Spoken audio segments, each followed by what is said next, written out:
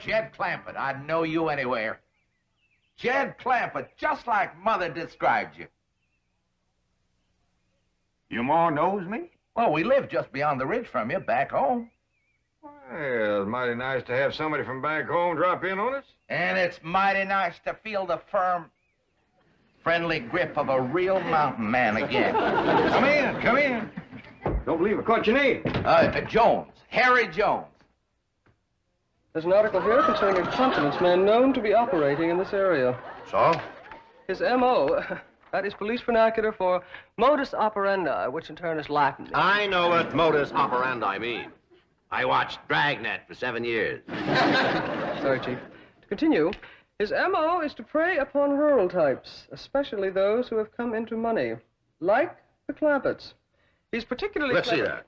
Harry Jones, alias Herbie Jones, alias Herbie Brown, alias Herbie Brower. Came out to California and struck it rich, acquired a lot of property. But now my heart says, Herbie, boy, go back to the land of your childhood. You said your name was Harry. Oh, it is. Herbie's my second name, the one Mother always used to favor. Actually, when I think of that, I think of home and Mother. Your mom's passed on, has she? Well, no, she's very, very sick. That's why I have to dispose of all my vast California holdings and hurry to her side. Now, Mr. Clampett, how would you like to buy the Hollywood Bowl? Excuse me. Where you going? Well, I gotta go out and fetch Granny. She takes care of buying everything for the kitchen, like pots and pans and bowls. No, Mr. Clampett. It's not that kind of a bowl. The Hollywood Bowl is a vast open-air amphitheater, seats 20,000 people. What in the Sam Hill would I want with a place like that? What? Well, do you know how much money the Hollywood Bowl took in last year? Can't say as I do. $4 million. Is that a fact? That's right. $4 million? Yes, sirree, Bob. What the Sam Hill would I want with a place like that? You mean $4 million doesn't interest you? Now, especially, I already got more than I need now. Well, congratulations. You just passed the test. What test? I just wanted to see if you were still that sweet, honest, ungreedy man that my dear mother told me about. Get Clampett on the phone. As the bulletin says, he is particularly clever at selling public parks and monuments to these rural types. He convinces them that he's one of their own kind. Sorry, Chief, the line's busy. Tell me, Mr. Clampett, what do you like to do? What I mean is, what are your favorite pastimes? Well, I reckon hunting, fishing, whittling. Well, then, the Hollywood Bowl is exactly what you need. I don't quite follow what you mean. Well, let's take whittling, for instance. You know there are 20,000 wooden benches in that place? And if you get tired of whittling, you just turn on the water, fill her up, throw in a few trout, and you've got the best doggone fishing hole you ever saw. What about hunting? Hunting? Why, in those hills surrounding the Hollywood Bowl, especially on Mulholland Drive, you'll find more wolves up there than you'll find in any place in this here country. What do you know about that? Ed, where are you? We're in here, Granny. Ed, can you get the top off of this? Oh, I didn't know we had company. Mr. Jones, this here is, Of course. Granny, I'd know that face anywhere. Mr. Jones is from back home in our part of the country. His family used to live beyond the ridge from us. Jones? Jones. I recollect a family of Joneses that lived beyond the ridge. That must have been... They was horse thieves. different Jones. Yeah, I reckon so. Yes, I remember Mother always used to say, we must be twice as good to make up for the bad Joneses. Mr. Jones here is wanting me to buy the Hollywood Bowl off him. Hollywood Bowl? Hollywood Bowl? And this must be the young lady I've heard so much about, the lovely Ellie Mae. Well, the stories I've heard about you, my dear, don't do you justice. You have a much more mature beauty than I expected. Me? Why, you won't stay unmarried long in Beverly Hills, my dear. I'm surprised some handsome young movie star hasn't already claimed you for his very own. Me? Mr. Jones, she... I'm gonna tell him, Granny. Just let me take my time. Now, Mr. Jones, this here is my cousin, Pearl Bodine. I'm charmed to make your acquaintance, my dear. Miss Bodine. It's Mrs., but I'm a widow. Pearl, you seem to know about Hollywood Bowl. Oh, yeah, Jed, I heard about it. It's where they have all that open-air music and singing. Pearl here is right gifted at singing and playing and yodeling. Oh, Jed, I ain't neither. You are so.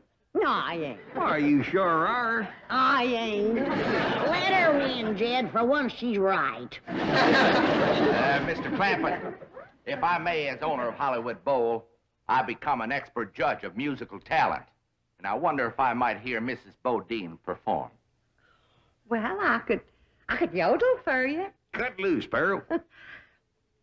Oli, oli, ooh, oli, oli, ooh, oli, oli, ooh. Yeah, there's no question about it. That voice belongs in the open air. Theater. Where 20,000 people can listen and enjoy it.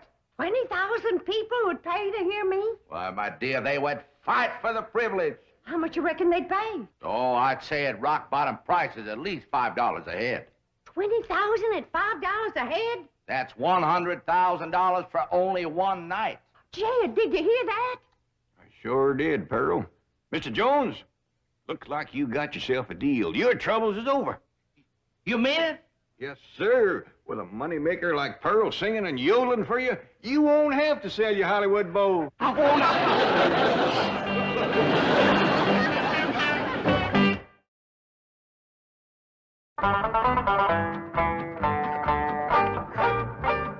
Here you are, Mr. Jones. Thank you, my dear. Hello? This is...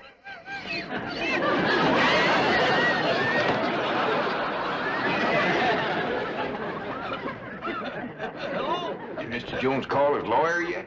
Trying to get him now. Seems to have a little catch in his throat. Pearl told us some news, Granny. Ma's gonna sing in Hollywood Bowl, huh?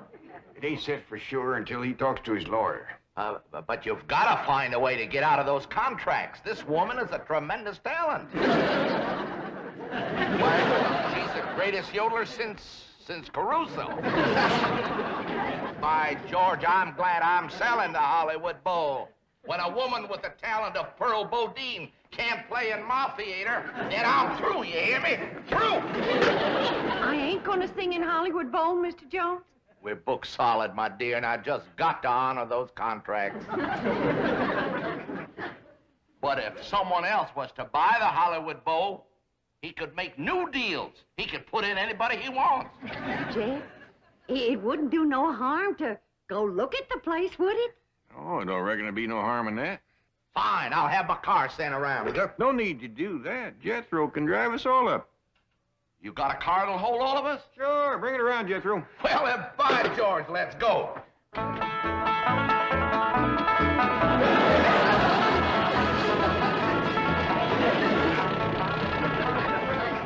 know, Mr. Clampett, there aren't too many millionaires who drive around in cars like this. Well, actually, my cousin Pearl deserves the credit. This is hers. Shucks, this old thing.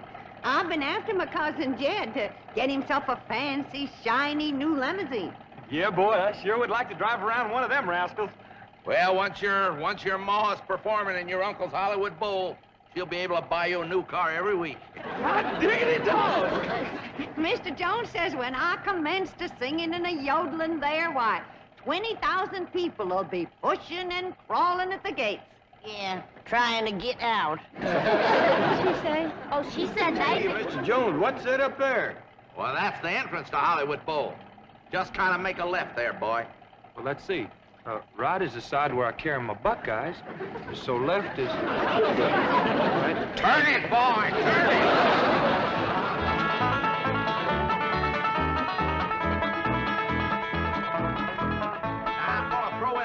Buildings is part of the deal. Won't cost you a cent. Now, you'll notice the trees are all in A1 condition. Solid wood, every one of them, and loaded with sap, too. This here's the famous traveling sidewalk. Takes you right up the hill with no effort on your part. Just stand still and ride. Gives you a beautiful view of Hollywood Bowl. Now, isn't this wonderful? Saves wear and tear on the shoe leather. And this is just one of the features of this wonderful investment you're making, Mr. Clampett. Come right along with old Honest Hank. Well, what do you think of that, Granny? Just like city folks, too darn lazy to even walk. Say, incidentally, if you folks buy this here bowl, I'm going to throw in that traveling sidewalk absolutely free of charge. Ain't he a nice man? Well, Mr. Jones, you sure have took nice care of this place. Well, thank you, Mr. Clampett. Something my mother taught me. Never sell anything that isn't perfect, son. Especially if you sell it to a friend. Where's all them seats you was talking about? Oh, there's over here. But I think the best way to see them is from the stage. Why don't you all just follow me? Well,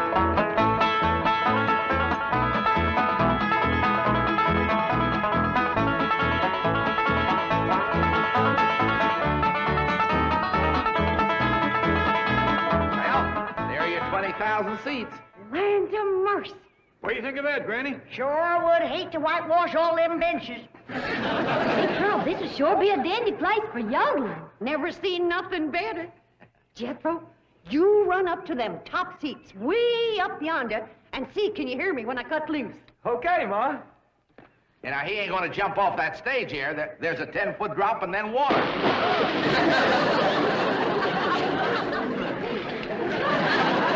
Mr. Pete, Jethro.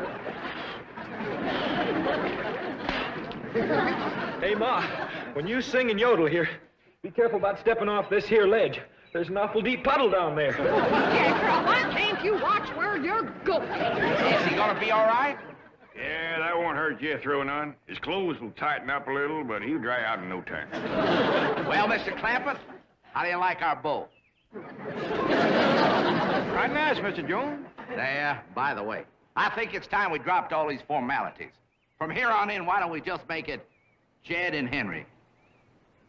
I thought you said your name was Harry. Harry Herbert. It is. Harry Herbert Henry. H.H.H. Jones. My mother used to say, those 3 H's stand for honesty, humility, and honor. Why don't you just call me what everybody else does? Honest Hank. That's a mighty dandy name, all right. One you can be proud of. Well, like I was starting to say, this is a mighty fine place here for whittling and yodeling, but I don't think it's any great shakes for hunting and fishing like you said it was. You know something, Jed? You're absolutely right. Just goes to prove how long I've been away from the hills. But I got another piece of property not too far from here. It's the greatest spot for hunting you ever saw, full of animals. And I'm going to sell it to you dirt cheap. It's called Griffith Park. Yeah, named after my dear old mother. That's a mighty pretty name for a woman, Griffith Park. Unusual. Jed, why don't we take a run over there and have a look around? Well, that sounds like a mighty fine idea. Granny, Ellie Mae, Earl, we're all going over and looking at a piece of hunting property Mr. Jones has got. Hank. Honest Hank. Her looks like somebody's thrown a spell on her. Yeah, she acts like she's in some kind of a trance or something. Pearl. Pearl? Hey, Pearl? Pearl? Pearl? Pearl? Pearl.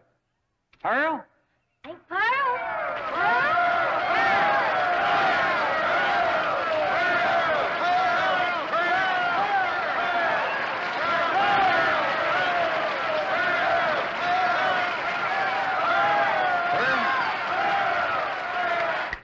Huh? Oh, I was daydreaming. We's all going over to look at another place called Griffith Park. Does that mean you've decided against this one? No, I ain't decided nothing yet, Pearl. Come on, everybody, let's go.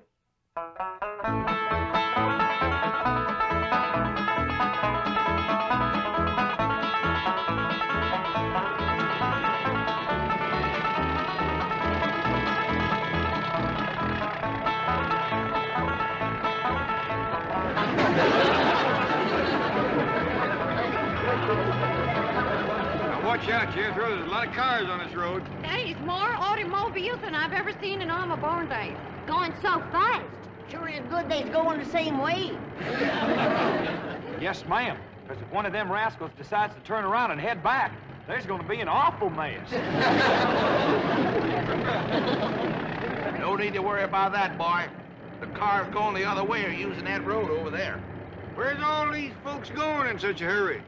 Well, the ones using this road are going to Los Angeles, and the ones on that other road are coming back. If they just slow down a mite, the ones coming back could shout over to the ones going what they're seeing, and then maybe some of them wouldn't have to go.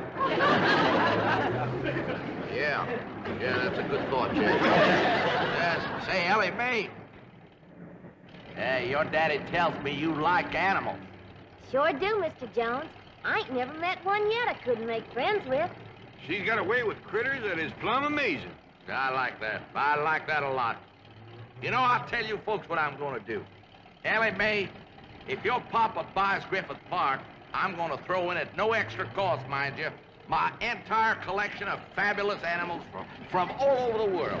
I call it the Griffith Park Zoo. Scared that, Paul? Mighty big-hearted of Mrs. Jones. Honest, Hank.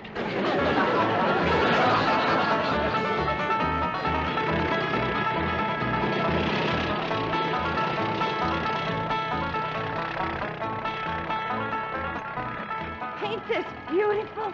Just like back home. Ain't smelt piney woods like that since we left home. Uncle Jed, you just gotta buy this. Well, we can build us a cabin in here and come hunting all the time. Ain't gonna shoot at my critters, are you? When you go hunting, Ellie, you gotta have something to shoot at. You leave my critters be.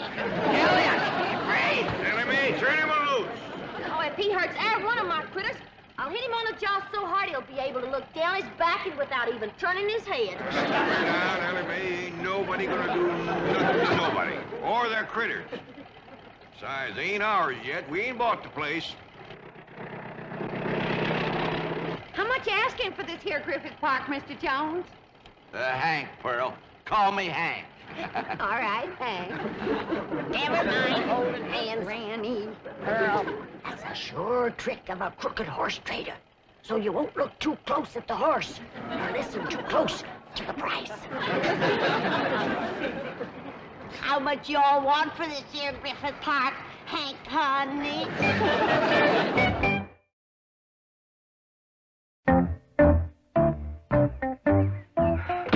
Not a sign of anybody inside the house. Nor outside. Oh, well, we're probably worried about nothing. You know, the odds are 1,000 to 1 against this confidence man singling out the Clampetts, and even greater against them falling for it. You know, Chief, according to the circular, one of his favorite schemes is selling Hollywood Bowl. Isn't that a wild one? Can you imagine anyone ignorant enough to actually... Hollywood Bowl? Hurry. Yes.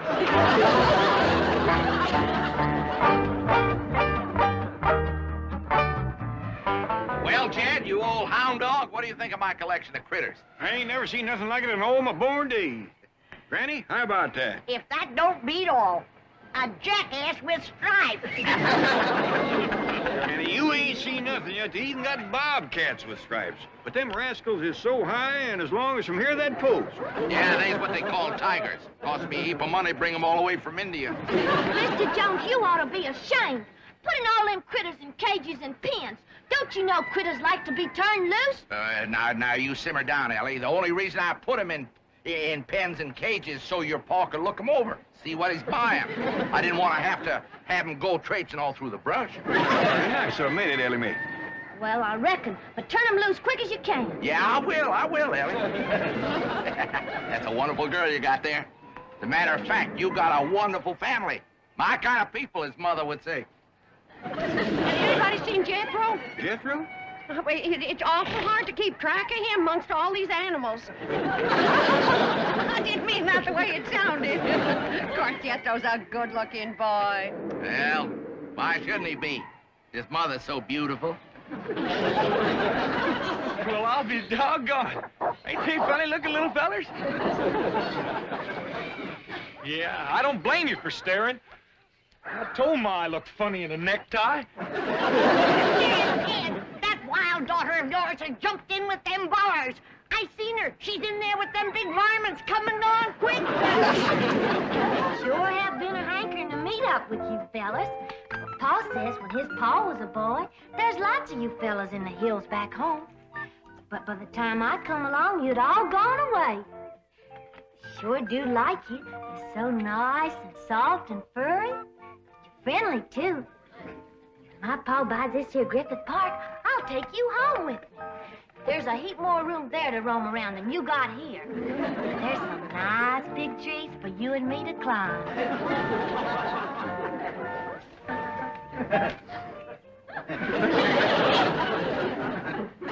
Oh, I can't look. One hug from those powerful arms could kill you.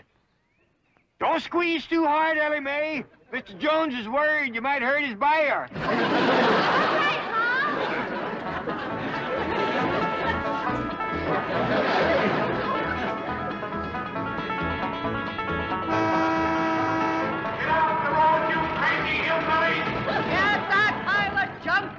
Freeway! Can't believe it. I wish I'd have brought my shotgun. They wouldn't talk back to us that way. Driver, this road sure ain't very polite. They's downright mean, a honking and a yelling like they. They had ought to be taught to drive with what you call courtesy. That means good manners. You got a wonderful idea there, young fella. And your Uncle Jed is just the man who could do it. Me? How? Well, if you owned this road, people would have to drive like you say. Is it for sale? Well, it wasn't, but I've decided to make you a package deal. I'm going to sell you Griffith Park, the Hollywood Bowl, and the freeway that connects them. Tell you what, you come on home for supper with us and we talk it out. Jethro, you stop at the Hollywood Bowl. I want to take another look at where I'm going to be performing. Okay, Ma.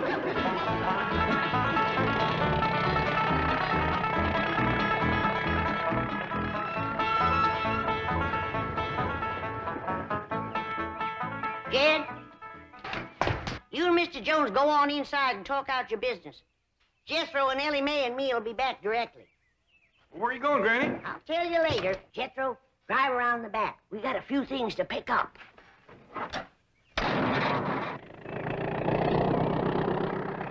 Wonderful little woman.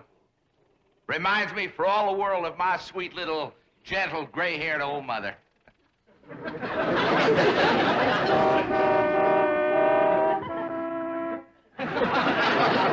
You heard me. I said if I let you use our freeway, do you promise to drive with... What is it again, Jethro? Courtesy. Yes.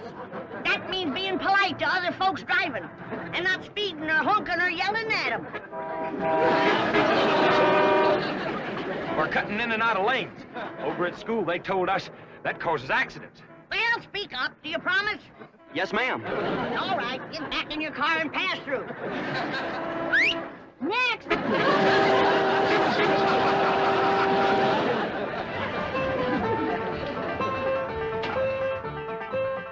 Mr. Clampett, I hope we're not too late. We'd have been here sooner, but we had to avoid the freeway. There's an unbelievable jam up. That Mr. Jones is a crook. I hope you didn't give him no money. Ah, Pearl, I didn't give him no money. Well, where is he? Inside. And you know something? He ain't no mountain man. He can't hold his liquor worth shucks. Mr. Clampett, how would you like to buy a city in San Francisco? See what I mean? And he didn't have no more than half a jug.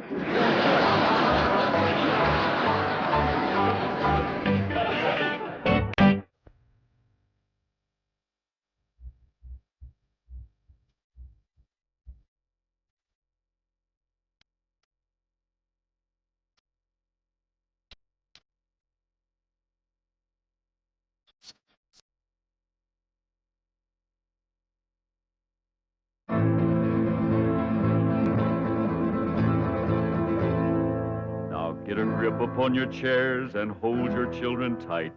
A mighty feud is starting and you'll see it all tonight. The Clampett clan is fighting mad, their honor's been besmirched. Sweet Ellie Mae's been courted, but the darling ain't been churched.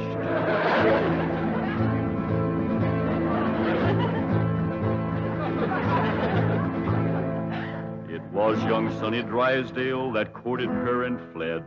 And now the Drysdale family will feel hot Clampett lead. Cause stranger, you don't trifle with a hillman's daughter fair, or you will face his rifle and he'll deeply part your hair.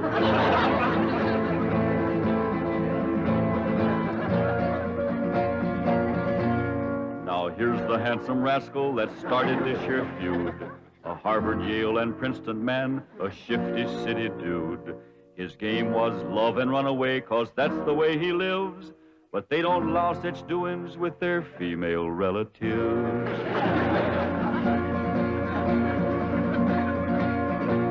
So now they're on their way next door, loaded up for bear. And if my name was Drysdale, I'd be getting out of there. 'Cause mountain justice does demand that when a wrong's been done, the kin of him that done it must also face a gun.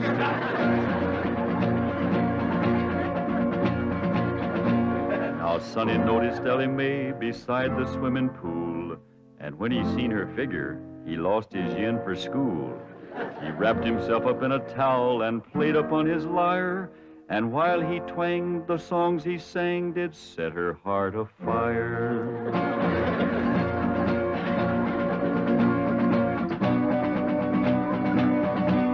He drove his fancy auto up and took her out to Spark, and all alone, unchaperoned, he kept her after dark. He took her in the parlor and he taught her to be grand. He showed her how to walk and talk and tried to kiss her hand.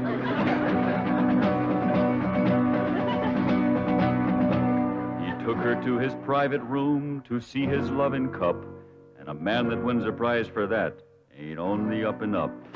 He wooed her with a tango and a rose betwixt his teeth, a smiling on the outside, but a leering underneath.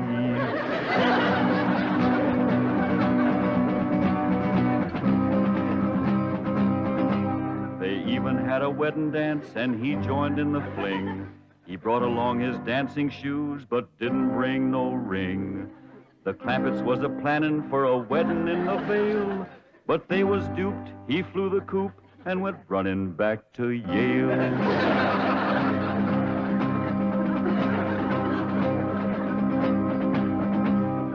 And now the Clampett clan is here to even up the score. I wouldn't want to be the man who opens up that door. He'll have to face their fury, on revenge they are intent. And if his name is Drysdale, his life ain't worth a cent. It's that butler fella.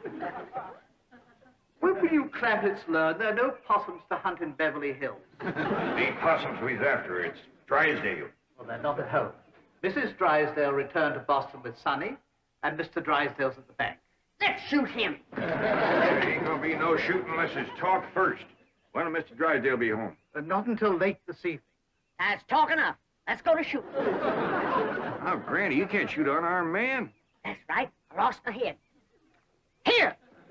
Now, when death row counts 3, we go at it. 1, 2. Now, hold on. Mr. Butler here ain't done us no wrong. He's one of their clan. I said there ain't gonna be no shooting unless it's talked first. I'll speak to Mr. Drysdale. Thank you kindly, Mr. Butler. Yes. Thank you very kindly, Mr. Butler. Why didn't you ask him to dance with you? I was ashamed of you in front of these young'uns. Is that any way to learn them feuding? It takes my family to know how to feud.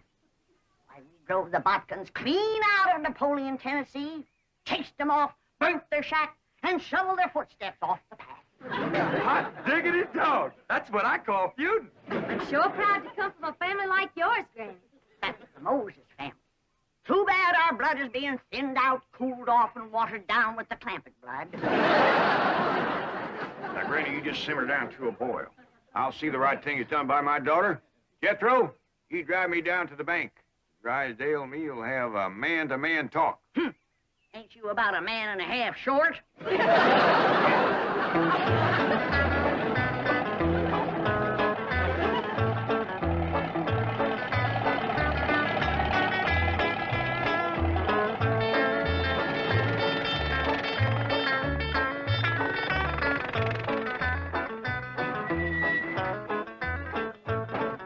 You wait here, I'll go and see Mr. Drysdale. You flush him out, Uncle Jed. I'll get him on the run.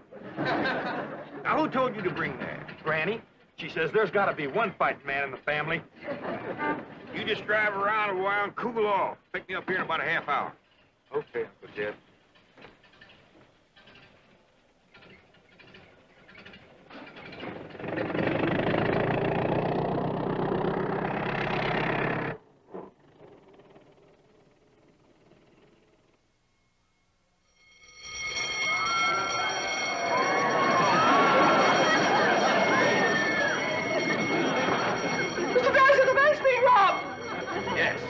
My duty is clear. Where are you going? As president of this bank, there's only one place for me at a time like this, my bulletproof closet.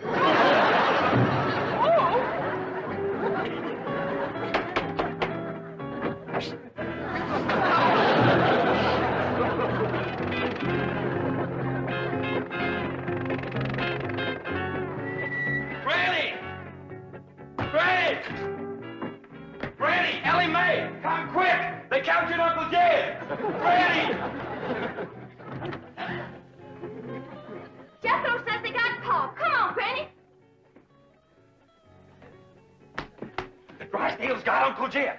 I dropped him off at the bank, and when I come back, they carried him off somewhere. Ambushed him, that's what it was. That butler feller. He told them he was coming, and they laid a trap for him. What'll we do, Granny? Eye for an eye and a tooth for a tooth. They took one of ours, we'll take one of them. Where's your gun, Jethro? I give it to Uncle Jed. I reckon the Drysdales got him. We lost the first battle. They took our leader and our best gun, but we ain't lost the feud. Come on. Jeb Stewart says when they think they got you licked, attack!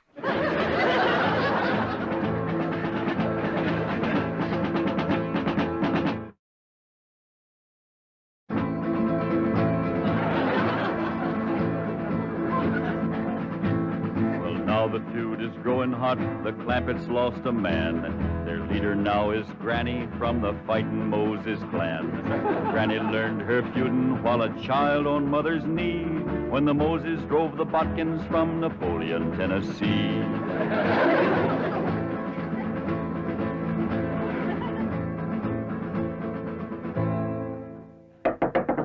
Now, Jethro, when he opens the door, you grab him. Ellie, hold his gun. Yes?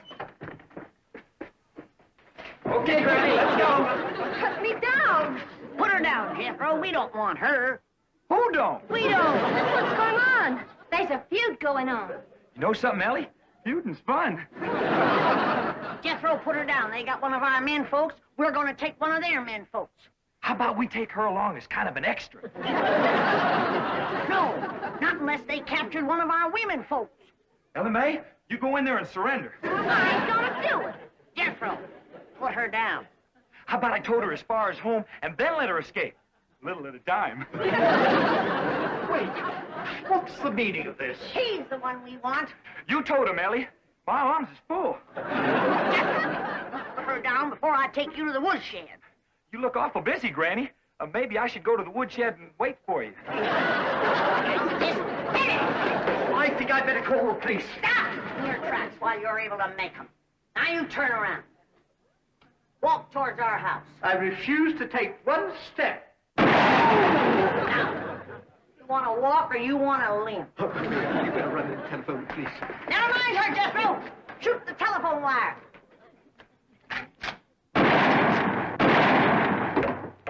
There's what's having your mind on women can do to you. It took you 2 shots to get that wire. Oh, Granny, I got 2 wires.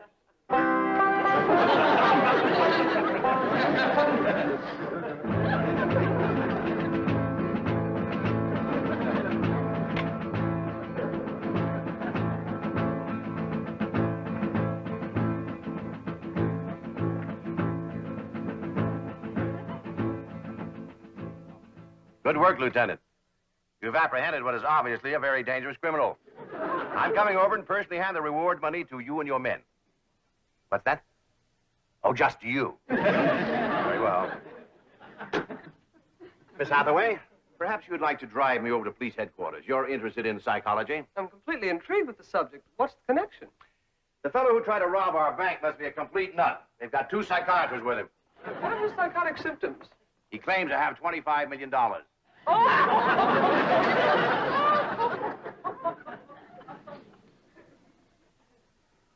No, it couldn't be. I keep telling you and telling you I got $25 million in Mr. Drysdale's bank. No, you didn't. They caught you before you got a penny. You're patient, Doctor. Obvious delusions of grandeur. Now, tell me, about this bank attempt, did you have any accomplices? Any what? Confederates.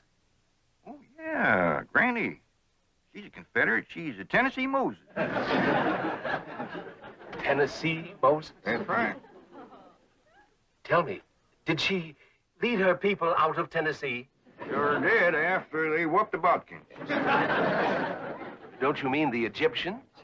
Well, they probably whooped the Egyptians, too, if they got in their way. Granny's folks was fighting fools. They certainly were. They defeated the best fighters Pharaoh had. I don't know about that, but they whooped the best fighters Napoleon had. Napoleon? Doctor, may I? You may not. I'm the one who uncovered this hallucination. Tell me about Napoleon. Yes. You say Granny's folks won that fight? Sure did. Over Napoleon? Oh, yeah, they tromped all over Napoleon. Fabulous. But how were they able to do it? Did they fight with superior weapons? Oh, they fought with bodkin. I see. And Napoleon didn't have any bodkin? Not after Granny's folks got through with him, Napoleon didn't have a bodkin left. I remember the last day of the feud, they got Leif and Luke and Odds. Odds? Odds bodkin.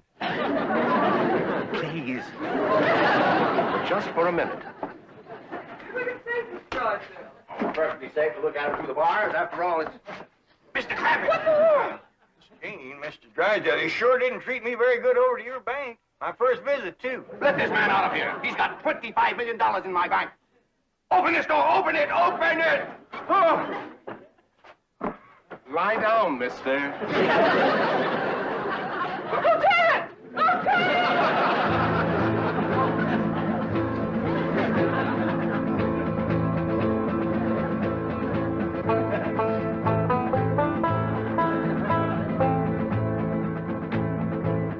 Got the prisoner all tied up, Granny. Good.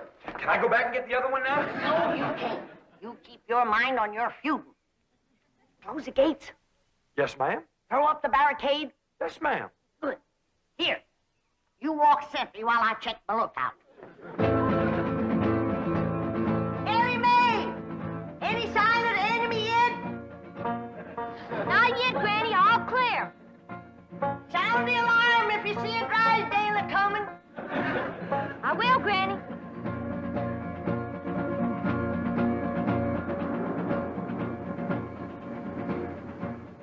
You see, all my employees are trained to be on the lookout for bank robbers. So, naturally, when they saw you walk in with your rifle, their first instinct, it appeared to them that was just, You're not mad, are you, Mr. Clampett?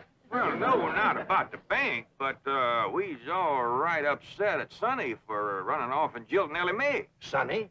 Jilted Ellie Mae? Well, that's what we'd call it. He sparked her for 2 weeks running. Took her driving, dancing, held her hand, kept her out past dark.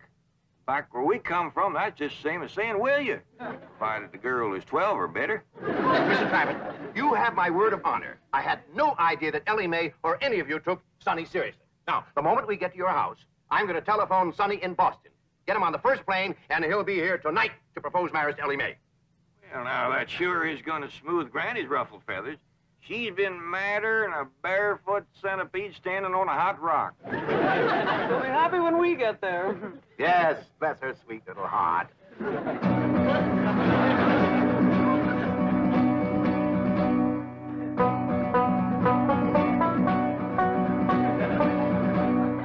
Granny, I see him. They's coming. How many is they? Miss Hathaway and Mr. Drysdale. And they's holding Pa prisoner. Come on down. We'll stop them at the gate or blast them at the barricade. Death row, they's a coming. Get ready to do battle.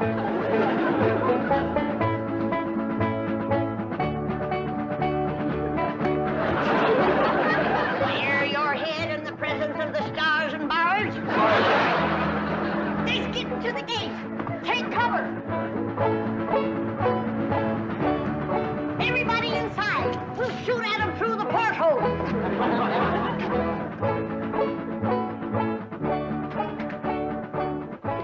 You won't hit Pa, will you, Granny? Don't worry, honey. I can hit a new laid egg out of the nest without budging the hen. I'll get big.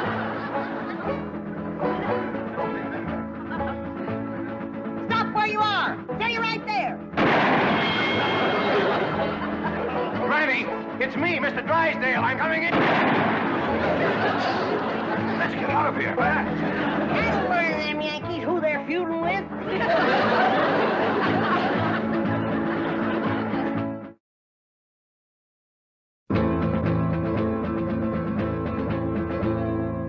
Now here's the Drysdale mansion where he's fleeing like a rat, since Granny put a bullet through his $20 hat. But even here, he can't escape the scourge of Tennessee, 'cause she's got Ellie spying from the tip-top of a tree. Granny, they took Paul to the Drysdale's house. Come on down. We'll go get him.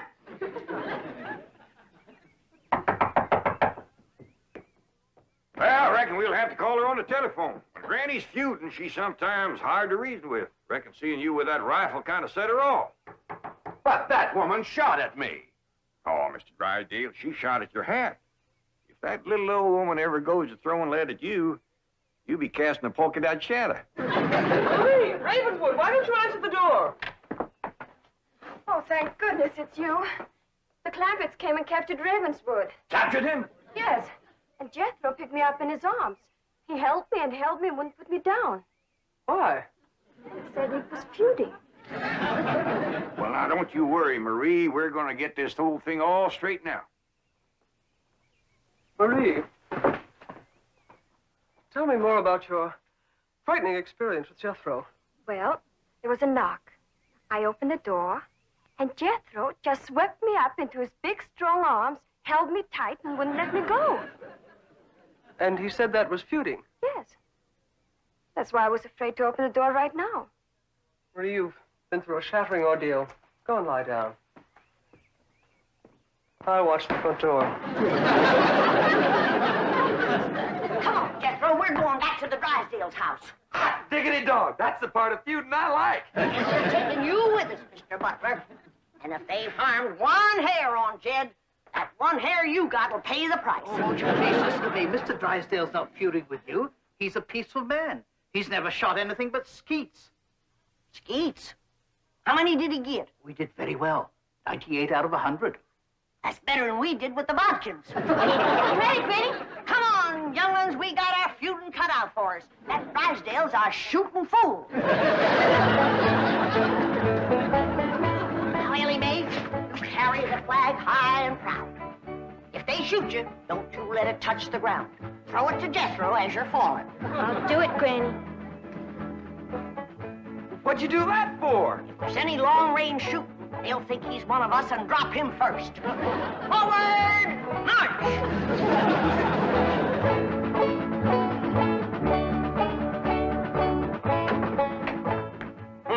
No wonder the phone wouldn't work. Marie said Jethro shot down the wires. Well, we can go next door and use the miller's phone. Yep. Been cut with a rifle bullet. Kind of ragged, though. Jethro must have been upset. That's bad shooting to cut those little wires with a rifle? Why, when that boy puts his mind to it, he can pick a gnat off a plate of grits at 500 feet in a heavy fog.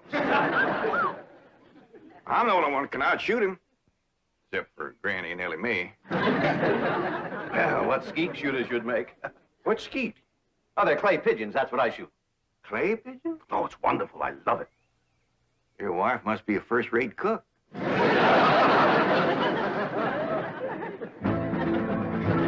Now here comes Granny's little band to free their leader, Jed. And anyone that blocks their path might just as well be dead. For though their numbers may be small, the flag that leads their way is the flag that led Pickett's charge at Gettysburg, PA.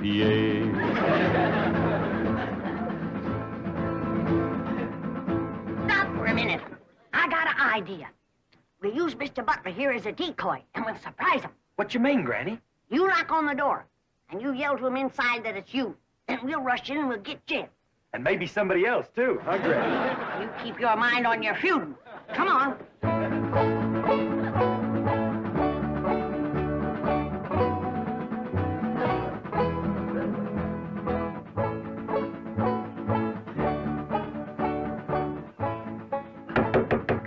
It's me, Ravenswood. Open up. Marie, you may open it. Nothing to be afraid of. It's just Ravenswood. Step aside, decoy. Ellie, you guard him. Jethro, when they open the door, we'll rush them.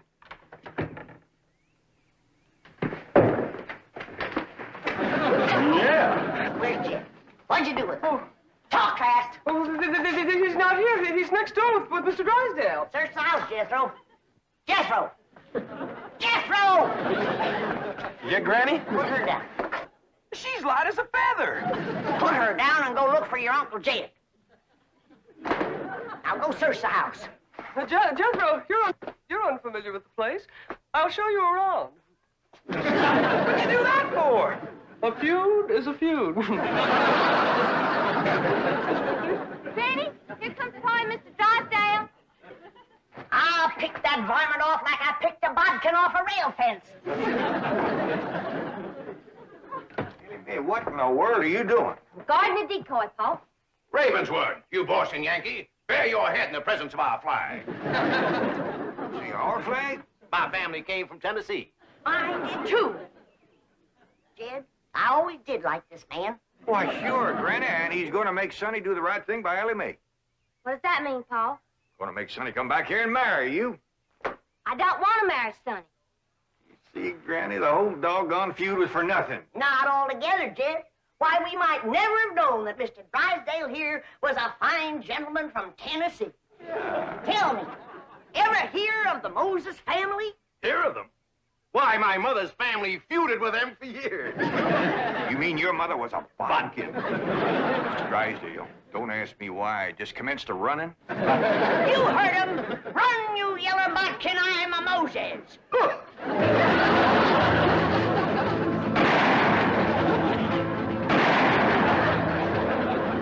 For a city feller, he sure can run. Like a scared rabbit. Well, let's go home. Put her down. Oh, listen, Granny. I heard you and Uncle Jed talking about what to get me for Christmas. This here will save you shopping. Well, you can't take her home for Christmas. Now put her down. One of these days, I got to have a long talk with this boy.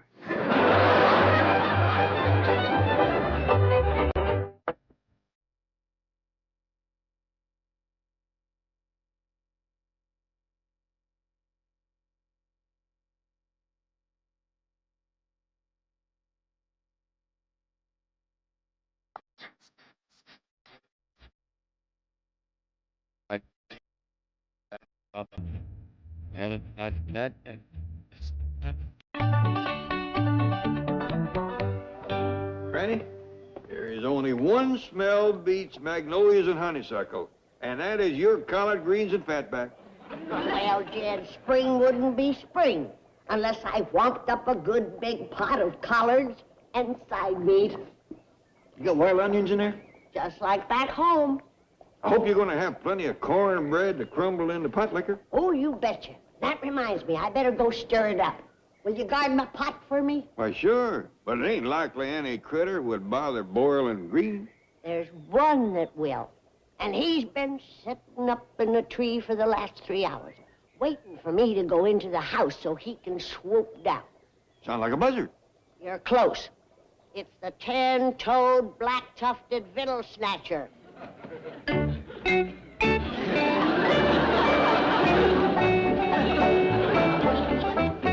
Here's your water, Granny. Oh, thank you, darling. Just pour it in the pot.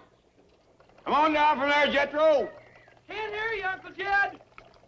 I got chores for you. I didn't hear that neither. Paul, I got a trick that'll get him down. Well, good. Go to it. Jed, let's have a sociable this evening like we used to have back home in the hills when I cooked my spring collards. Good idea, Granny. I'll invite some neighbors in. Back home, we didn't have to invite them. That's the truth, especially the ones that live downwind. Here comes Jethro. He bounced right back up. Twice. Don't look like he's hurt. Ah, he's fine. You know what Ellie done to me? Yeah, she tricked you out of the tree. Some trick. She throwed me 40 feet on my head. Well, you can fill in the hole later. Right now, we got to get ready for the Spring Eating Festival. Hot dog. I'm cooking. 4 bushels of greens, a peck of wild onions, and 20 pounds of fatback. We're hoping some neighbors will drop in. Neighbors? That ain't hardly enough for me. I mean, us. Granny, you reckon I could have a little helping to hold me till supper? Well, all right, boy. Go fetch a plate. Here, just fill this. Let you have it. There is living proof that the moon ain't made of cheese. If it was, Jethro would be there. That'd be a heap less moon. I told you I could get Jethro out of that there tree. Anything else I can do? Maybe Ellie can commence inviting the neighbors. She can start with the Drysdales. I don't hardly think they need an invite. Their house is downwind. Besides, Mr. Drysdale likely at the bank by now. Chief, are you serious? You're letting Mrs. Drysdale sell the house? A prospective buyer's coming this morning to look it over. But you live right next door to the Clampetts. I can't picture you ever leaving. Well, I promised Margaret if she'd stick it out for 7 years, I'd let her sell the house. And I am a man of my word. Well, congratulations. You've got newfound courage. You've got self-confidence and maturity. Thanks. I've also got an option to buy the house on the other side of the Clampetts. But your wife will be in the same spot. Not exactly. The new house is 25 feet closer. You'd better think twice about this. Your wife just might leave you. Gee, I hadn't thought of that. No, I don't want to dream the impossible dream. Yes? Oh, hello, Margaret. Milburn, darling, I hesitate to bother you. You've been so sweet about selling the house. What's the problem? Well, our prospective buyer is a celebrity, doubtless a man of fastidious taste. And I'm afraid when I show him around, he's going to be nauseated. Well, that's simple. Just don't talk so much. I was referring to the fact that Granny is cooking some witch's brew out for the pool, and the stench is blowing this way. Well, maybe the wind will change before the buyer gets there. Don't worry about it. And, oh, Margaret, you get upset with me at times, but you wouldn't ever leave me, would you? Of course not, darling. Okay. Goodbye. Don't ever get my hopes up like that again. Chief, if I may ask, who is the prospective buyer? The famous entertainer, Pat Boone. Pat Boone, how marvelous! You know him? Well, not personally, of course, but I understand he's a perfectly charming man. Tremendously talented and yet modest and unassuming. In short, a fine human being as well as a great artist. Never mind that. I want to know about the important virtues. Has he got money? Where does he bank? Chief, has it ever occurred to you, have you ever entertained the thought that there just might be something in this world more important than money? Of course. I not only entertained the thought, I mentioned it to my father. I said, Dad, there must be something in this world more important than money. That's when I grew the mustache. Why a mustache? To hide the scar. He hit me right in the mouth. What have you got in that kettle? What does it smell like? Foul. No, there's no chicken in it. It's malodorous, fetid, and stultifying. You ain't even close. It's collards, onions, and fatback. Granny, I have a favor to ask you. A very important gentleman is coming to my home, and if he smells this odor... I know what you're going to ask, honey. Just fetch him over. There ain't nothing like a mess of greens come spring. Now, how much longer will you be cooking this mess? Oh, it ought to shimmer all day. Could I possibly persuade you to take it off the fire now? Can't wait, huh? All right, fetch over a plate. I'll fetch over the smog control officials. Who? The people in charge of air pollution. Well, if they's friends of yours, I'll feed them. Only I don't hold to the way they're polluting our air. What's the use? I'll be back with the police and the fire department. Well, now, if you're going to bring them, leave the air polluters home. I can't feed the whole city.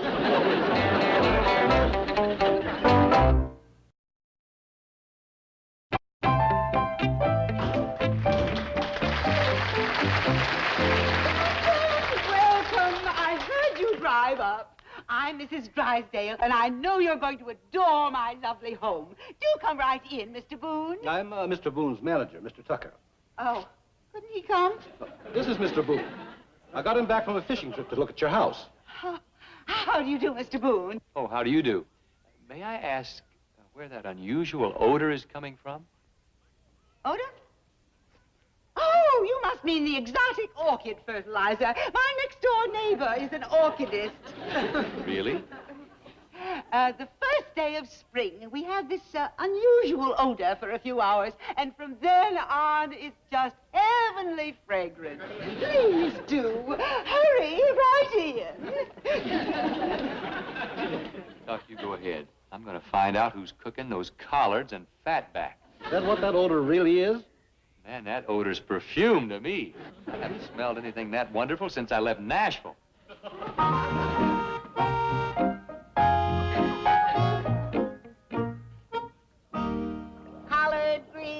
Collard greens, good old collard greens, cornbread and fat, good old collard greens.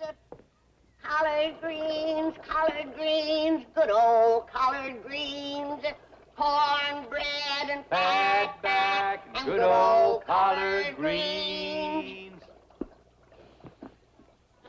Where did you come from to know that song? Nashville, Tennessee, ma'am. Tennessee? Yeah, and I haven't smelled anything that good since I left Tennessee. Oh, you poor boy. What you been eating?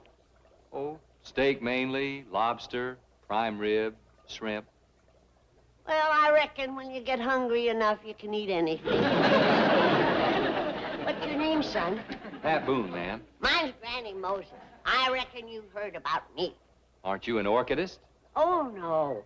Jed and me, we sing hymns with the Methodists and the Baptists, but mostly we're golden rulers. Oh, I see. I thought maybe you'd heard about my doctorate. You're a doctor? Probably the most famous betwixt Bug Tussle and Springfield. Springfield? Did you ever know Red Foley? Did I know Red Foley?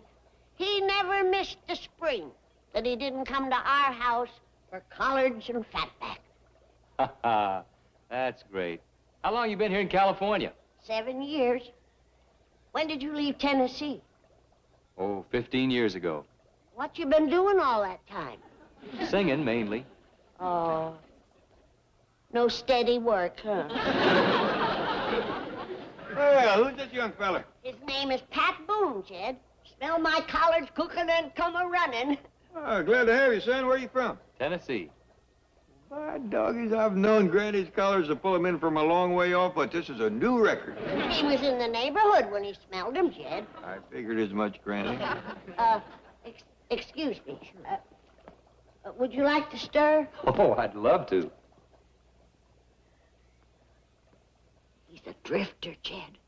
Left home 15 years ago and ain't had a steady job since. Ain't had a decent meal neither, poor boy. Well, let's offer to take him in. Maybe we can help him get work. Good.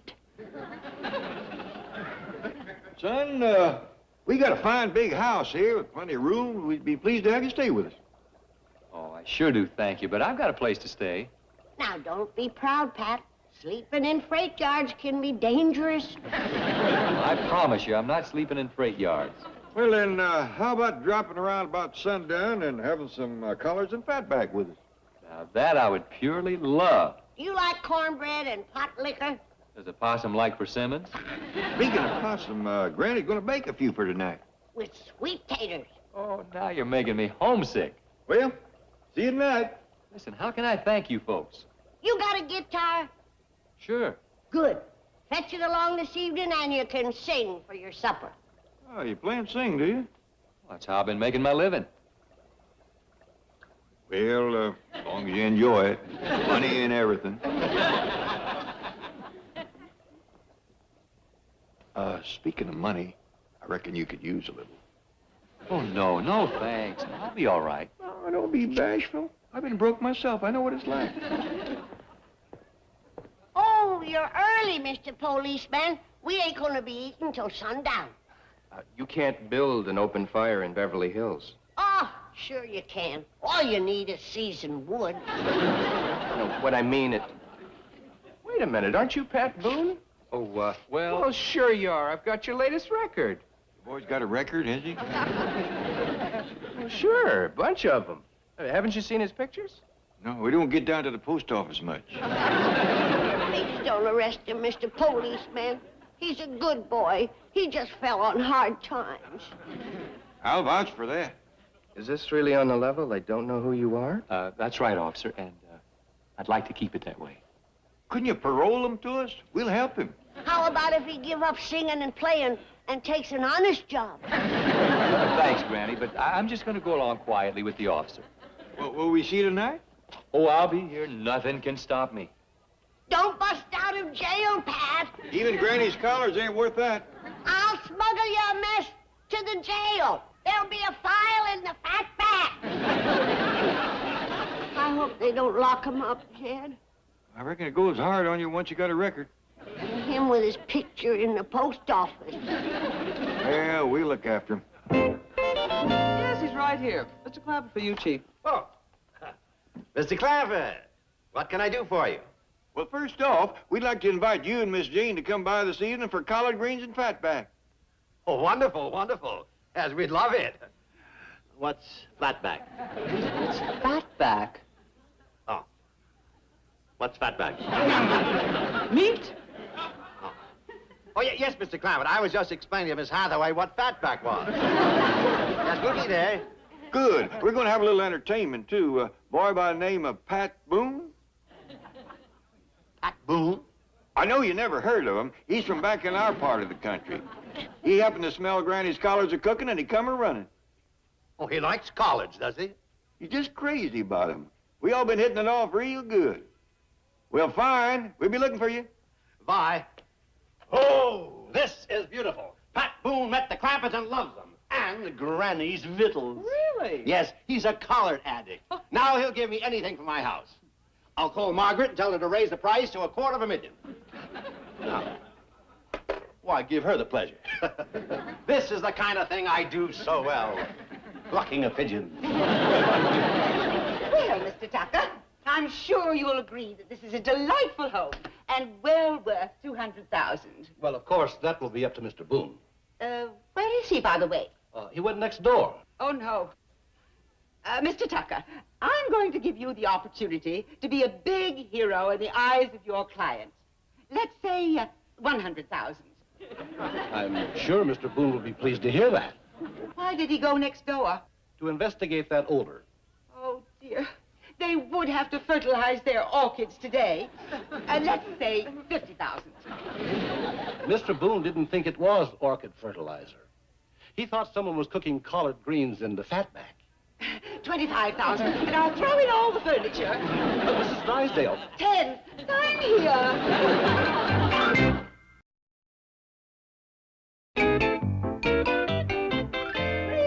Free, we're free. I've sold the house. Oh, Margaret, you should have waited for me. I could have got a... You got $1 million? Look again, dear. Don't tell me you sold this place for $100,000. No, look again. 10? Oh, no wonder you were yelling, free, free. Oh, we take a little loss. It's worth it to get away from Granny's vile concoctions. Pat Boone would have paid $250,000 for this house. Not after he smelled that vile hillbilly brew. He loves it. He's a hillbilly himself. You just blew $240,000. If you wish to continue this conversation, please lower your voice. Is this low enough? Much better. Can you hear me? Yes, but smile. How's this? Fine. Now, what do you wish to say? I'm going to strangle you. Come on, everybody. It's pretty near collar time. Jed, I thought you was guarding my kettle. That 10-toed vittles snatcher will gobble up everything. It's all right, Granny. He's upstairs getting changed to his agent's clothes. How come? Well, I asked him to see could he give this Pat Boone a leg up in the show business. Oh, that's nice. I sure hope the boy can sing. Now, don't you worry, Jed. All us Tennessee folks are born with the gift of music. They used to call me the songbird of the Smokies. Fairchild and me's ready. Is Mr. Boone here yet? Ellie Mae, you ain't bringing that varmint to the Collard Festival. Oh, Granny, he just loves your biscuits and sorghum. Ellie, honey, a bear makes a poor chaperone. Mr. Boone is liable to get the idea that we don't trust him with you. There he is. Quick, hide the bear. Granny, you don't quick hide a 500-pound bear. Well, Miss Jane. My time for the Collard Festival? You bet you are. Granny? Ellie? Fairchild? Where's Mr. and Mrs. Drysdale? Oh, they'll be delayed. They're having a little contretemps. Well, they hadn't ought to eat before they come. Let 'em eat, Jed. Betwixt Miss Drysdale and Jethro, there won't be enough for the Moon Boy. Yeah, and he's liable to be hungry. They don't feed him too good in jail. Are you by any chance referring to Pat Boone? You know him, do you? Well, not personally, but I've seen his pictures. Then you know he's got a record. Well, he has many records. Yeah, that's what the policeman said when he took him away. I still say he ain't a bad boy. He just got roving feet. I wonder if he's any kin to Daniel Boone. Well, as a matter of fact, Pat Boone is a direct descendant of Daniel Boone. There you are, Granny. The boy come by it honest. Old Daniel sure had wandering ways. Is it possible you don't know that Pat Boone is famous? I reckon he is, with his picture in every post office and his record in every police station. Jed, Granny? Oh, hi, Miss Jane. Jethro. Folks is commencing to gather out by the cement pond. Come on, let's go. What about that bear? Well, Granny, if he's kin to Daniel Boone, he won't be scared of no bear. The girl's right, Granny. Come on, let's go. Now, remember, Tuck, these folks think I'm just sort of a singing hobo, and I like it that way. You mean you're gonna sing for nothing? Don't worry, you're gonna get your 10% of my collards and fat back. Some deal. Hey, speaking of deals, did you tell Drysdale we're not gonna hold him to that $10,000 price? I'll tell him when he gets here. You'll worry. Let him. I read the fine print on that agreement. With the interest he charges, he could still get $200,000 for that house. Oh, there you are. Thief, robber, singing bandit. I ought to call the police. That's right.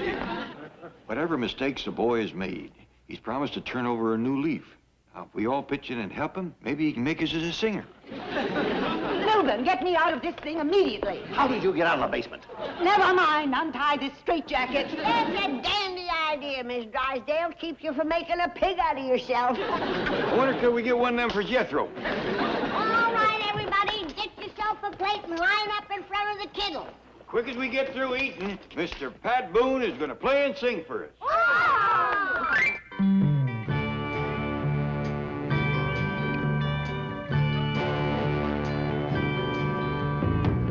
Every time I see that Greyhound bus go rolling down the line, makes me wish I'd talk much more to you when we had all that time.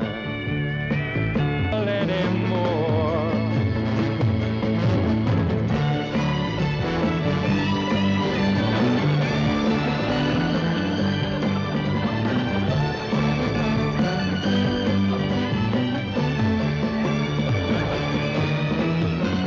These are only cities, but they're cities without you. So I'm never going back. No, I'm never going back. Oh, I'm never going back.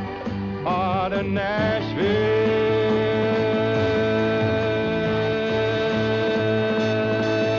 anymore. Oh, no. You in Nashville seen the last of me, honey. I may go on down to Chattanooga, walk up there on Lookout Mountain, take a look, but I ain't gonna see you. I may come on into Fayetteville, Shelbyville, maybe even Pegram, drop off in Madison, but I ain't crossing that Davidson County line. no more.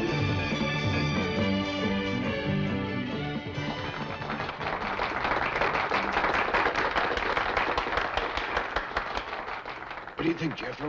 You gonna handle him? Oh, he needs too much work, Uncle Jed. He'll have to change his name, his style of singing, his whole image. It just ain't working.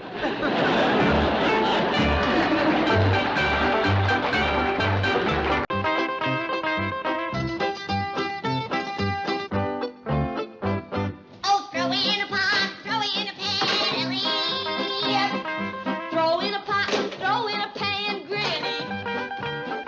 This old barrel we're gonna pack. Move to the cabin way out back, honey, baby mine. Well, you two look kind of happy. You betcha we are. Granny and me's moving everything into the cabin down by the cement pond. We've been in this mansion pert near 2 years. Now we want to live the good life again. Me's place for a spell.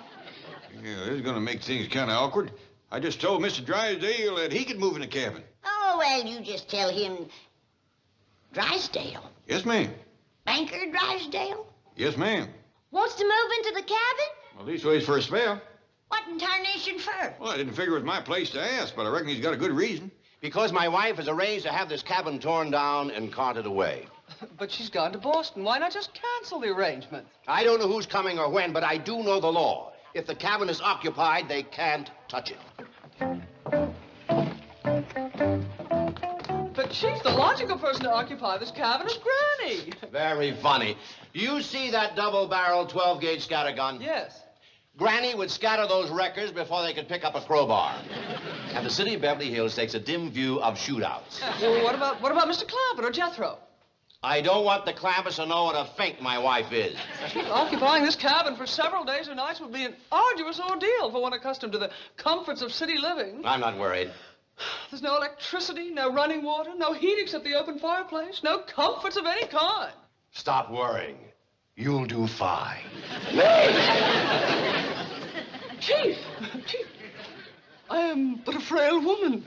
There's no such thing as a frail woman. Whoever named you the weaker sex must be the same idiot who said money can't buy happiness. Okay, you win. I'll stay here. I'm only a bank president with hundreds of employees depending on him. My health and welfare are not important.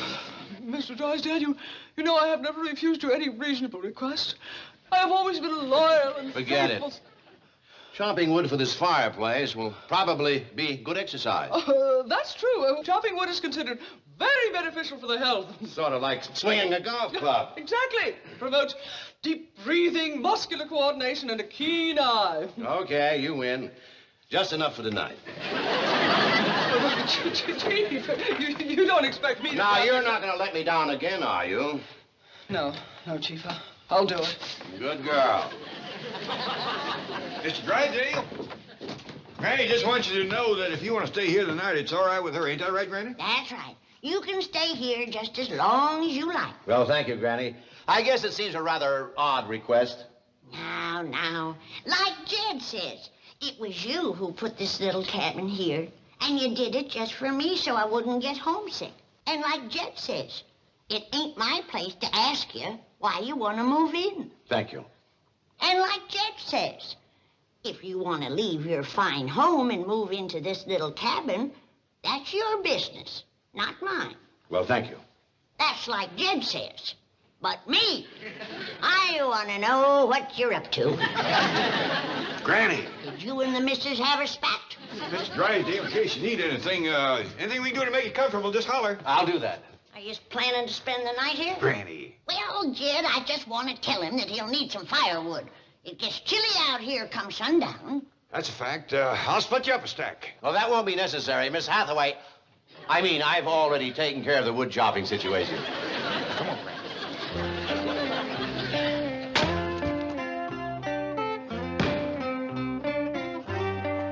Jethro, dear boy, you have come to my rescue as a knight of old. And now the right is yours to claim a reward. Oh, shucks, I couldn't take no money from you, Miss Jane. Money was not what I had in mind. I was offering you a kiss. Right out here in the open where everybody can see us? You have a point there. Here are the keys to Mr. Drysdale's limousine. It is parked in his driveway, and he will not be using it again today. Does this suggest a way in which you might claim your reward? It sure does. I like driving even better than kissing. That boy's like a magnificent lighthouse, tall, strong, and sturdy. If only his beacon weren't so dim. Just heard Jethro yelling. Anything wrong? No, just youthful exuberance. Well, I'll do that for you, Miss Jane. Oh, thank you. Miss Jane, why is Mr. Drysdale wanting to spend the night in the cabin? Oh, he doesn't want to. It's just that his wife has forced him to. You see, she made arrangements for this home record. Oh, I shouldn't have said that. Mr. Drysdale will be furious.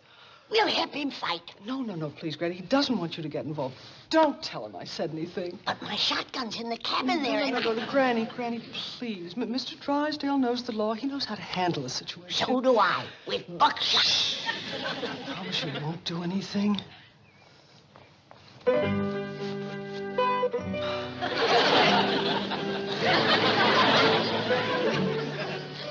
Randy, are you still trying to find out what's none of your business? No, I ain't. I done found it out. Granny, remember your promise? I won't say a word to Jed. Thank you. Now, Jed, I'm gonna be walking right behind you. So don't listen, or you might hear me talking to myself. Ain't it terrible about Miss Drysdale throwing her husband out of the house for that other man? Granny. Ain't nothing worse than a homewrecker. Will you mind your own business, nosy? Poor Mr. Drysdale has to spend the night in that cold cabin all alone.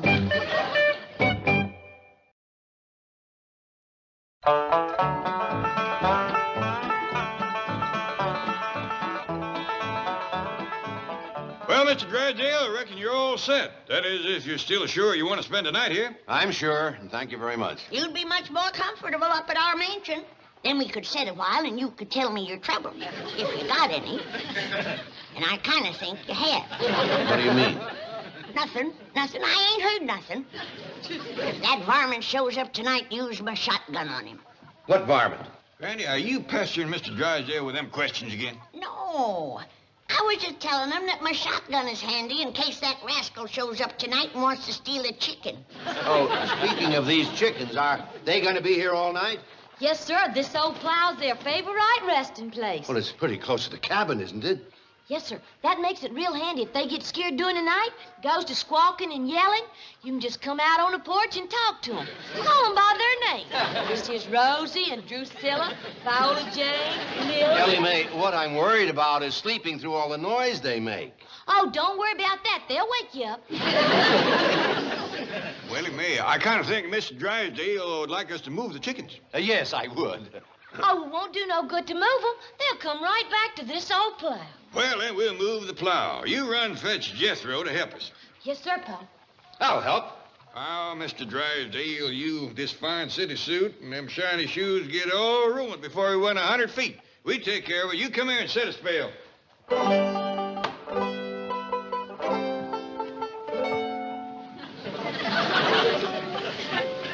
Yeah, we'll just sit here and talk. Got anything you want to get off your chest, Mr. Drysdale?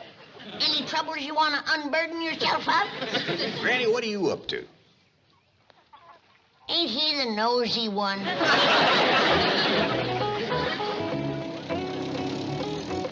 But, Professor, I've been offered $500 for the story of the Drysdales and the Clampetts. I know, Jenny, but... What a sensation it'll cause.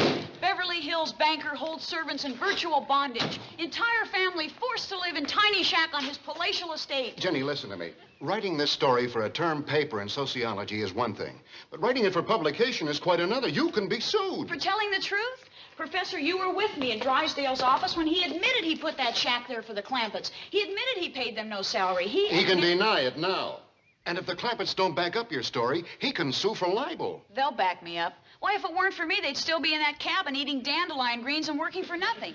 It was I who got them to shake off their bonds and move into the Drysdale mansion here. Jenny, I was with you here, remember? No, I'm sorry, Professor. I get carried away when I remember how arrogant Drysdale was about it, defying us to do anything. Well, you did something. You got the Clampetts a new and better way of life. And you also got an A in sociology. Now, maybe you should leave well enough alone and forget about selling that story. Well, maybe you're right. But as long as we're here, I would like to see how they're enjoying their freedom. Yes? Oh, it's the young sociology major. And this is Professor Graham. Of course, we met in Mr. Drysdale's office. Come in. Oh, thank you. Good to see you again. Oh, incidentally, the chief was furious after your visit the other day. Meddlers, he called you. Troublemakers. Dingalings. He was livid. But that's terrible. Well, you must realize that Mr. Drysdale has been barraged with complaints about the Clampetts for 2 years now. He's battled his neighbors, City Hall, even his own family to keep them as they are. You mean as they were? Their whole way of life has changed now. Not that I've noticed. What? Where are they? Well, right now they're around back in the little cabin Mr. Drysdale put up for them. Again? The despot has extinguished the flame of freedom, stifled the cry of liberty. We must rouse the peasants to revolt. Wait a minute, what do you... Come on, Professor, let's storm the Bastille. To horse! To arms! The chief was right. They are a couple of dingalings. Paul, Miss Jane says Jethro run off and... Well, he's gone. Well, I reckon we can move this plow without him. No, I insist that you let me help. Oh, I'm sorry. Mr. Drysdale, I do believe we can do better ourselves. I guess I'm not too handy at this sort of thing, and I do have to speak to Miss Hathaway before she leaves. I'll be right back. All right, Ellie Mae, you take one handle. Granny, you take the other. Now pull.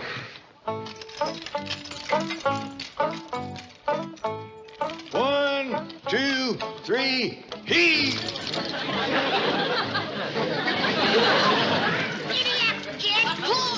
Come on, Paul, heave! Drysdale has them working like serfs again. It's worse than ever. Stop! Stop! Oh, it's the little girl that spouts all the big words. And the sociable professor. You shouldn't be struggling with this plow. Well, he's hooked on the root. And we want to get it moving before Mr. Drysdale gets back. Come on, give us a hand. No, wait a minute. Listen to me. Is Mr. Drysdale paying you to do this? No, ma'am. Of course not. Well, we couldn't take money from Mr. Drysdale. You hear that, Professor? The moment we left, he subjugated them again. Where's Jethro? He ran off. Well, I didn't want to say nothing in front of Mr. Drysdale because Jethro run off in his limousine. Oh, Jethro hadn't ought to done that. He's gonna get a whooping when he comes back. No, he won't. I say he will. Granny, what Jethro did was good. It was an act of defiance. You should all try to be like Jethro. Young lady, I don't hold with that kind of talk, especially in front of Ellie Mae here. What Jethro done was wrong. No, it was right. Now, Ginny. You keep up that kind of talk and you'll get a whooping yourself. I'm not afraid of the tyrant. I defy him. Down with the oppressor. Cast off the shackles of serfdom. Rise up against the villain. Ginny, here he comes. And we ain't moved this plow 1 inch. Come on!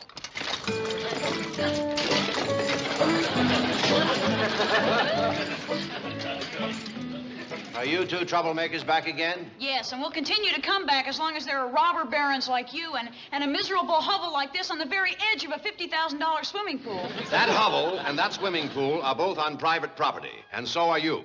Only they're staying and you're going. Now, beat it. Ginny, we are trespassing. You read the story of the French Revolution, Louis XVI. Study the Magna Carta, King John. You too shall have your Robespierre, your Richard the Lion. Never fails. Every election year, they come out of the woodwork.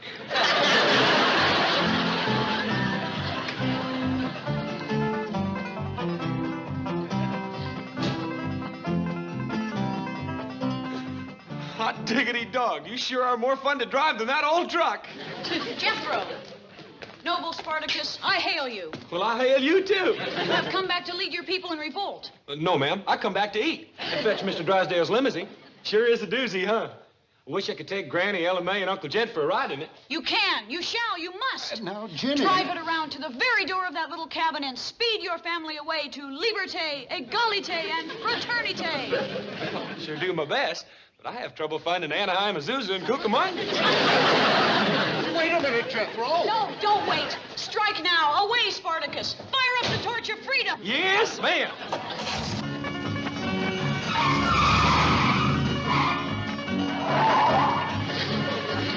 I'm afraid you've gone too far. How can you go too far with a beast like Drysdale? You got that kid so steamed up, there's no telling what he'll do. Good for him. Come on, let's drive around back and see what happens. Are you kidding? I'm getting you out of here.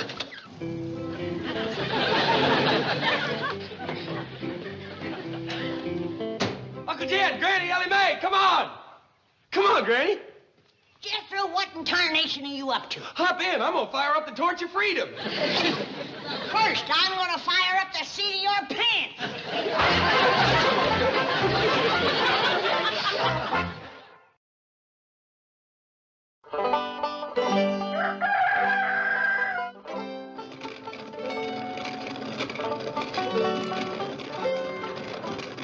Morning, Jed. Morning, Granny.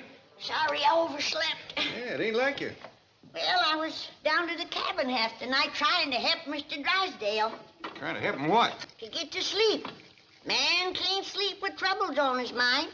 He has to unburden himself to someone. You was trying to unburden him half the night? It was slow work, Jed. He kept dozing off. I finally gave up. I wasted 3 pots of coffee on him. I'll mosey on down there and see how he's doing this morning without your help. Jed, try and get him to tell you about the home wrecker that's come between him and his missus. That's what the poor man needs to unburden himself of. Granny, I figure if Mr. Drysdale wants me to know about the home wrecker, he'll tell me without my asking. Not if he's as sleepy as he was last night.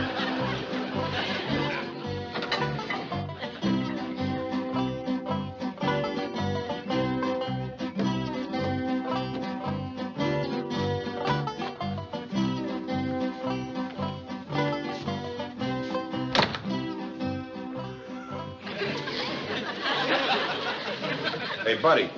Hey, come on, let's clear out of here. What? Where am I? You're in a shack that's about to be wrecked and hauled away. Come on. Hey, you better hightail it for the city limits. The Beverly Hills police don't take kindly to vagrants. I am not a vagrant.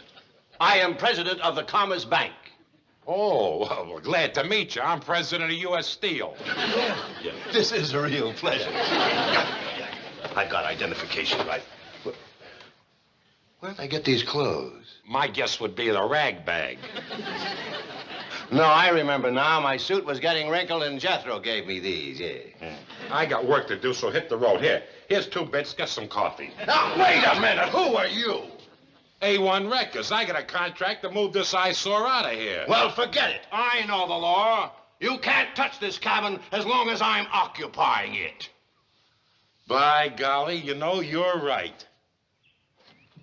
Put me down! Put me down! Put me down! Hold on, mister. Where are you going with him? What is this, a hobo jungle? No wonder Mrs. Drysdale wants this mess hauled away. You ain't hauling him nowhere as long as I'm here.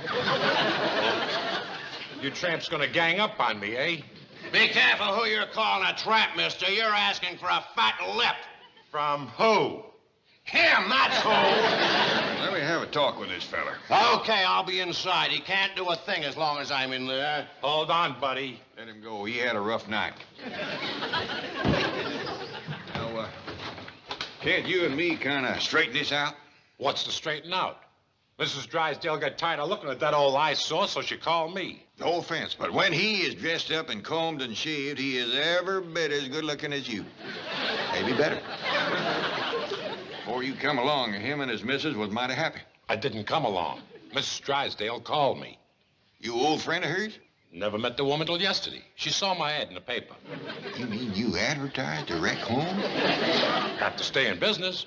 If you ask me, it's a mighty sorry business to stay in.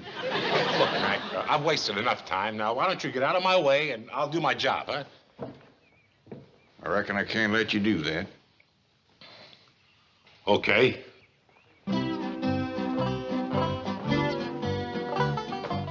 I'll be back. With my partner. Who was that, Jed? That's the fellow that's come betwixt Mr. and Mrs. Drysdale. Big, ain't he? And bold. What you mean? Well, generally a man is ashamed to be known as a home wrecker. But that rascal's got a rope right across his back. You're greening me. That ain't the half of it. He runs an ad in a newspaper. I can't believe it.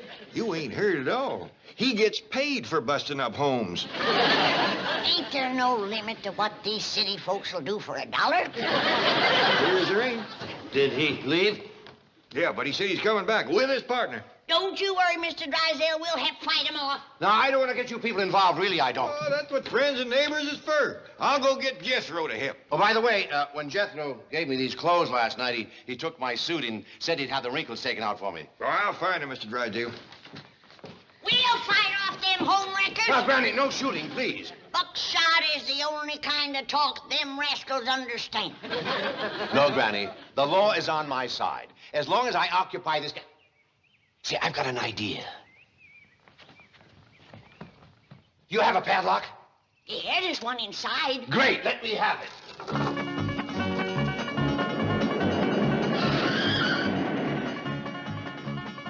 How'd you like that ride, Ellie Mae? Hey, how about taking my critters for a ride now? Well, go get them. There's plenty of room.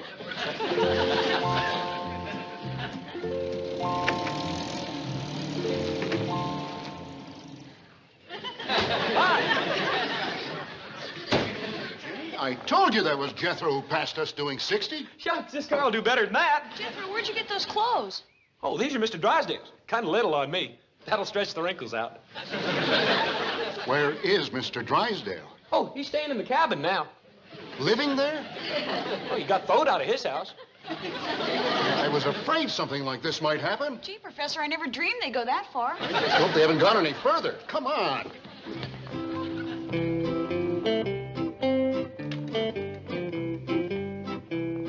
Jethro, have you been joyriding in Mr. Drysdale's car again?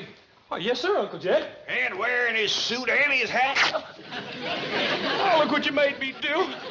Granny's gonna whoop me. Well, she'll have to stand in line to do it. Now get in there and get them clothes off.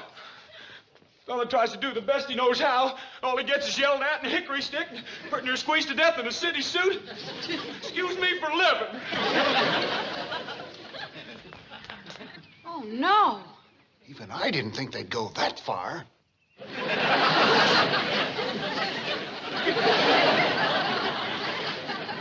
What do you suppose happened? Too much too soon. I'm afraid you unleashed forces they were not equipped to handle. Come on, let's help poor Mr. Drysdale. No, wait. Hey, what's going on here? Unfasten that chain. Turn him loose. All I'm going to turn loose is about a pound of buckshot. There's half a pound. Where'd you like the other half? Never mind. Forget it. Mrs. Drysdale can get herself another boy. What'll we do? Call the police. It's gone too far for us. Gee, I'm sorry, Professor. I'll never meddle again, I promise. Come on. I told you his kind would only understand buckshot talk. You were wonderful, Granny. Thank you. Now you can unburden yourself of all your troubles. I'm afraid I haven't got time. You got all the time in the world. What makes you think so? Ain't no key to that padlock. Been lost for 40 years. Now then, tell me, when was it your wife first took up with that rascal?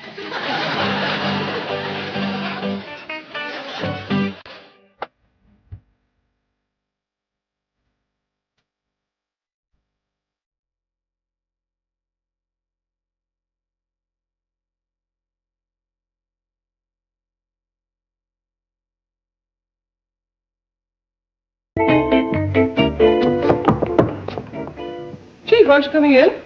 No, I'll wait in the car and run over my speech. Yes, sir. Friends of television land. Well, howdy there, Miss Jane. Come on in. Thank you, Ellie. Is your father ready? Oh, yes, ma'am. He'll be right down.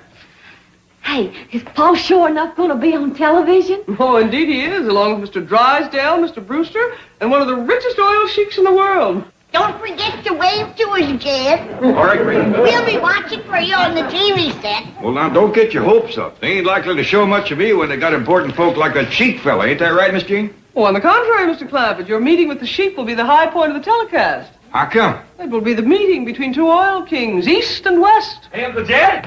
Uncle Jed, we're going to be watching you on television. Yeah, I know, boy. Well, when you make your speech, hold this up.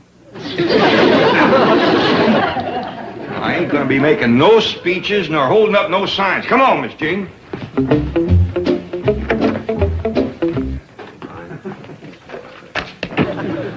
Well, it's almost time to go on the air. Are there any further questions? I have a question for the sheik. How many wives do you have? Oh, now, I have 240. However, now that I am associated in this American oil venture, I hope to be able to afford many more. How do you feel about that, Mr. Clampett? Well, with that many wives, a fella could be pretty sure of coming home at night and finding at least one in a good mood.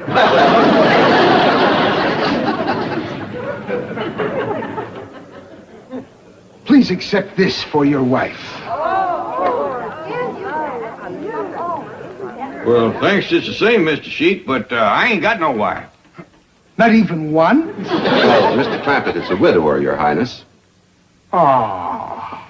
Excuse me, gentlemen. 30 seconds we're on the air. Would you mind taking your places? Thank you, ladies and gentlemen. Thank you very much. Well, John, kind of hold my speech till last. Speech? Well, just a few off-the-cuff remarks, but very dynamic. Makes a great climax. Well, Mr. Rooster, 10 seconds. Oh, thank you. Good morning, ladies and gentlemen. This is Bill Baldwin speaking to you from the boardroom of the OK Oil Company, which is today the scene of a very important news event. The meeting of two oil kings. Mr. J.D. Clampett of Beverly Hills. Look, there's Uncle Jed. Looky, Duke, it's Paul on the television. Wave, Jed, wave. The ruler of that desert kingdom of Tahir, Sheik Ali Ben Abed. Who's that goomer? That there's the sheik. How come he's wearing bedclothes? Them ain't bedclothes, them sheik's clothes. And so, ladies and gentlemen, we hope that you've enjoyed this,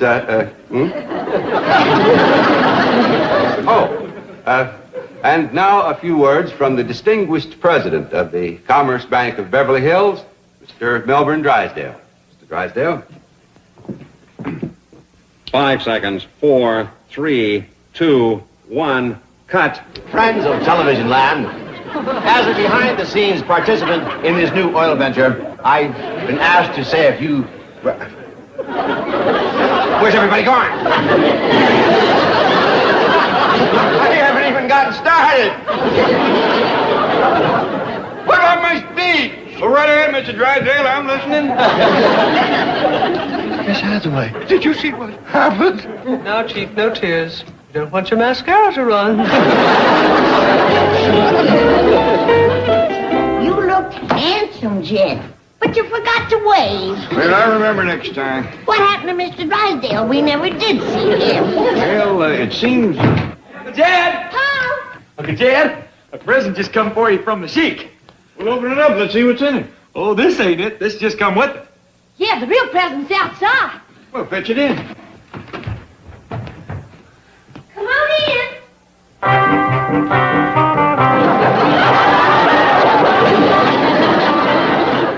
in. In the Sam Hill. The man that brung them by said that they were some of the sheik's favorite dancing girls. Yeah, he wants you to have them for wives. Why? Now, fetch him back, boy. I can't take a present like that. Oh, wait a minute, Uncle Jed. Well, let's talk about it first. Yeah. Well, at least look them over before you go return them.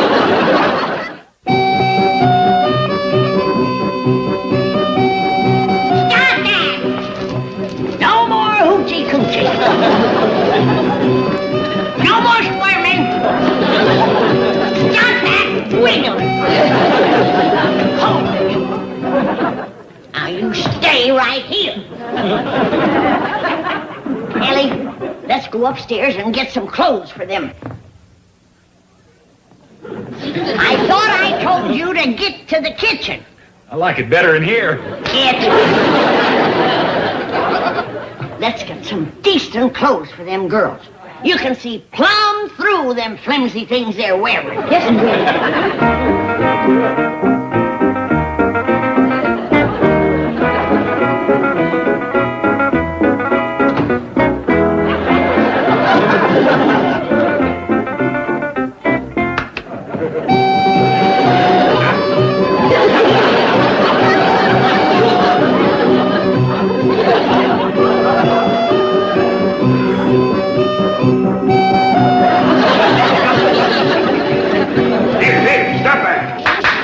Hey, Uncle Jed, if you're wondering on what to get me for my birthday, well, Never mind. Now, girls, I couldn't catch up to the fellow that brung you, but don't worry. I'll see you get back to your chic. You chic. We belong you now. Oh, no, you don't belong to me. Hey, Uncle Jed, don't go fighting with your wives right off. She ain't my wife. Now, I got Mr. Drysdale on the telephone. You gonna give them to him? No way. Well, then can I have them? Of course not. Can I have half of them? What's the matter with you? In this country, you can only have one wife. Oh, thank you, Uncle Jed. I'll get Mr. Drysdale on the telephone. I'll see these girls get back to Chic Ahmed. Chic Ahmed? We not please you, great chic? Oh, yeah, you're dandy girls, but I ain't no chic. I can learn you, Uncle Jed. You just get Mr. Drysdale. Yes, sir. Now, girls, I think the best... We please you. Hold on. None of that. Just a second, Mr. Drysdale. Hey, Uncle Jed. Yeah, I'll take it in the parlor. You keep them in here. Yes, sir, Uncle Jed. I thought so. Now you're gonna get it. Oh, wait a minute, Granny. I'm just doing what Uncle Jed told me. You think I'm gonna swallow that? You're going to the woodshed. But, Granny, I'm supposed to... You're supposed to do what I tell you to do. Well, no, sir, Mr. Drysdale, I don't want to hurt the Sheik's feelings, but I can't keep this present he gave me. It's a bunch of girls. No, sir, not pearls, girls. It's a real live girl. Now, wait a minute. Hold on, just a... Mr. Drysdale, you better get over here right away and bring Mr. Brewster with you. I don't know what these girls got in mind, but I got a feeling it ain't strictly legal.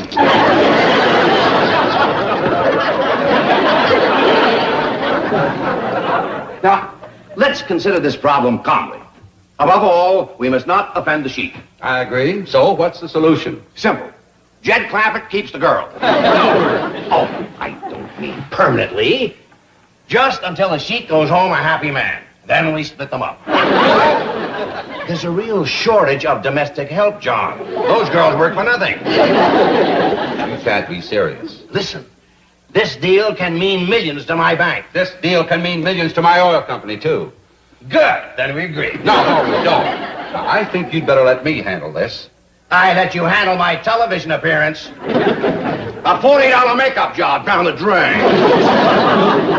Sorry to keep you waiting, fellas, but I figured I better change into my good clothes if we're going to confab with the Sheik. Yes, we were just discussing how to handle him.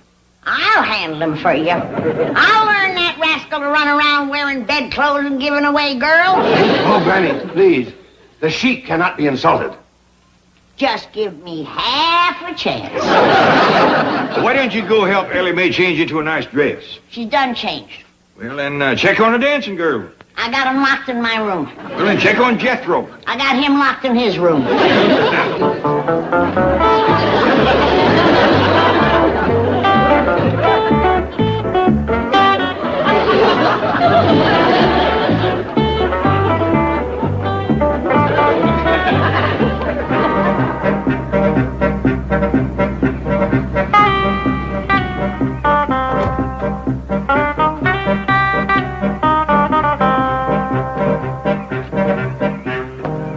Hey, you're Chic Ahmed. I seen you on television with my Uncle Jed. Oh, you must be the nephew of my great and good friend. Oh, yes, sir.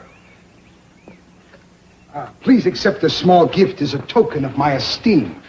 Well, thank you. It's awfully nice of you, but ain't you got any more presents like you give my Uncle Jed? Oh, you mean the dancing girls? Yeah, that's it. Man, I mean, they got rings, cufflinks, neckties, back right off the mount. I'm delighted that my gift has found such favor. It sure did. Hey, come on in.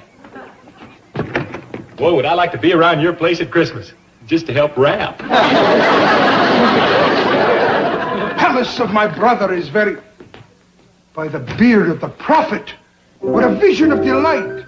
Never have these eyes beheld such enchanting beauty. Who is this divine enchantress? Oh, you don't mean my cousin, do you? Oh, her face is so fair as to confuse the sun. Her hair a cascade of golden moonlight. Her eyes, twin pools of rapture. Who's he talking about, Jethro? Dogged if I know. Oh, I speak of you, princess of the heavens, moon of my delight, oasis of my desire. Jethro, you better go get Pa and Granny. You go fetch him. I'm supposed to be locked in my room. Oh, she flees like a gazelle, and with her goes my heart. Tell me, my son, is she free to reign over my harem? Huh? Don't tell me she's wed to another? Oh, you mean married? Heck no. Uncle Jed's been trying to get her hitched up. There's Granny. Excuse me, Mr. Sheep.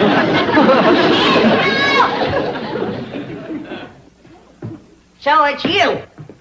If you're looking for them girls, I got them up in my room. Ah, then you are the keeper of the harem.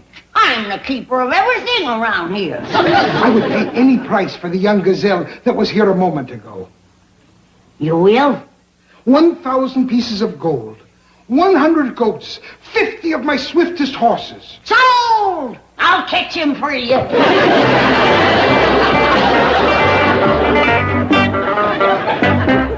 Papa, Sheik's here. Is he in a good mood? Well, he sure is, Mr. Drysdale. Is he, fellas? Now, let's not blow this deal. Let's send him away happy. Mr. Drysdale, I cannot keep them girls. But, Milburn, I handled the oil negotiation with the Sheik successfully. I'm sure I can handle this. Thank you, Mr. Brewster. You do the talking. Now, Ellie, you let them girls out of Granny's room and fetch them down to the parlor when I call you. Yes, sir, Papa. Now, wait a minute. What about Granny? Don't worry about Granny. I just seen her headed for the cement farm. Jethro! Where are you, honey? Don't be scared. I won't hurt you. Granny's got some good news for you. You have? Yes, I have. I've arranged for a little trip for you. Where to? That country where the Sheik lives. Hot dog! Thank you, Granny. I can't do it. I can't do it. You're a terrible aggravation to me, but I still love you. Huh? You're my kith and my kin, and I can't sell you, even for 100 goats. Mr. Clampett has asked me to speak for him, Your Highness, because the magnificence of your gift has left him speechless with gratitude. However, the custom of his country demands that he present you with a gift of equal value. And since he has no such gift, he must return the 4 lovely maidens, even though his heart bleeds with anguish. Ellie Mae!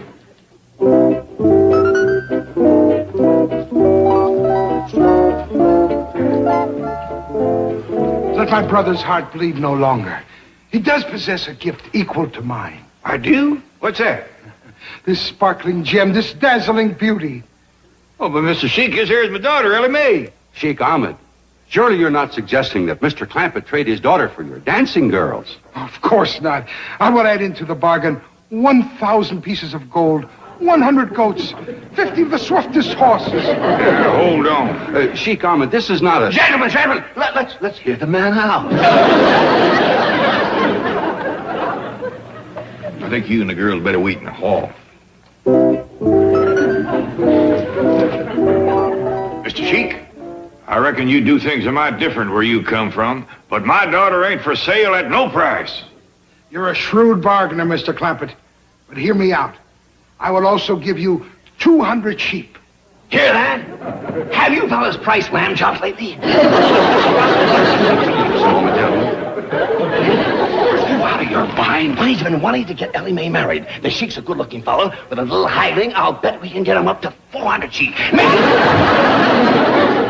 This is better, my friend. Now we can bargain man to man. Mr. Sheik, I don't think you quite realize what you're asking me to do. Oh, on the contrary. I've sold many daughters. Dickens, you say? Yes, but not at the price you are asking me to pay. Well, Mr. Sheik... Very well. 200 goats. And my royal camel. Your royal what? Camel. You're not acquainted with this remarkable creature? The ship of the desert? No, sir, but even if you offer me... Mr. Sheik, I'm afraid the deal is off. I can't sell this boy. You was wanting to buy Jethro, too? Oh, no. Only your daughter, Ellie Mae. But I will give you 10 extra goats for the little harem keeper. 100 goats for him and only 10 for me. Bed sheet wearing sand crawler. Let me at him. I'll give him a knuckle sandwich.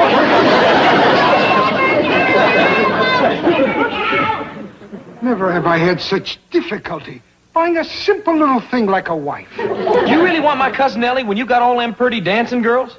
My son, I would pay any price for your cousin. Mr. Sheik, let's you and me do a little talking.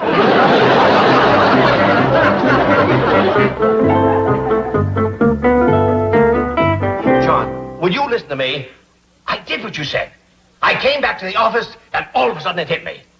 The Sheik probably fell for Ellie Mae because she's blonde and American.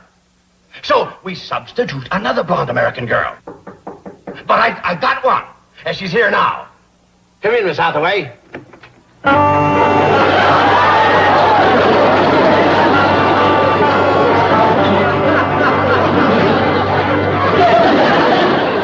I demand to know the reason for this ridiculous masquerade. Never mind, forget it. Hello, John. It's back to the drawing board. The man's a nut. Mr. Brewster, the Sheik's done run off with Jethro and Ellie. What? They's gone, he's gone, and his car is gone. Dead! Here I am, Granny. What's the trouble? The Sheik stole your family, that's the trouble. And he didn't even leave as much as one goat to pay for him. Calm down, Granny. The Sheik's still here. He is? Yeah, I just seen him from my bedroom window. He was down by the cement pond, him and his dancing girl.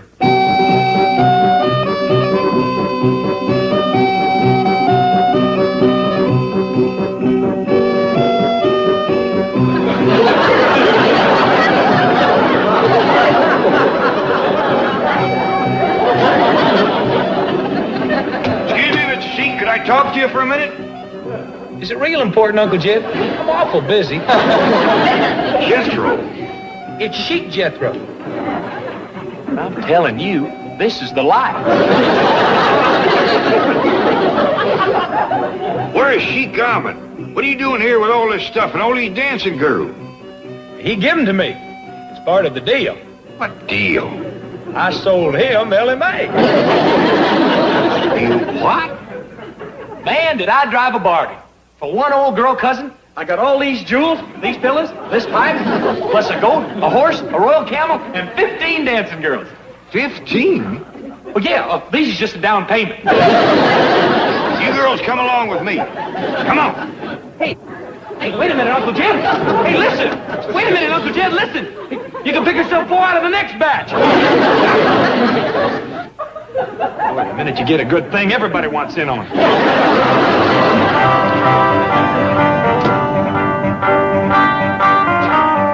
Ellie Mae! Oh, where's Sheik Ahmed? In the trunk yonder. I had to work him out before he'd fetch me back. Now I'm gonna get Jethro. Sheik Ahmed! Mr. Brewster, please. You may have all my oil. You may have anything, but free me from the clutches of that American wildcat. You're safe. She's gone, Sheik. Hold on, Mr. Sheik. Here's your girls back. Bilage! Bilage! Bilage! Bilage! ماذا بك ما في الجن الملكي؟ هاتوا امشي. Your stuff to you. Bye. Good riddance, Jed. Remember that fancy livestock he promised you? Yeah? Miserable. How do you know? Take a look.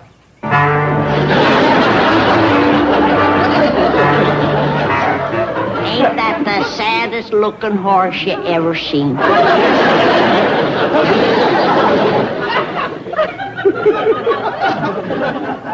Pitiful. Pitiful.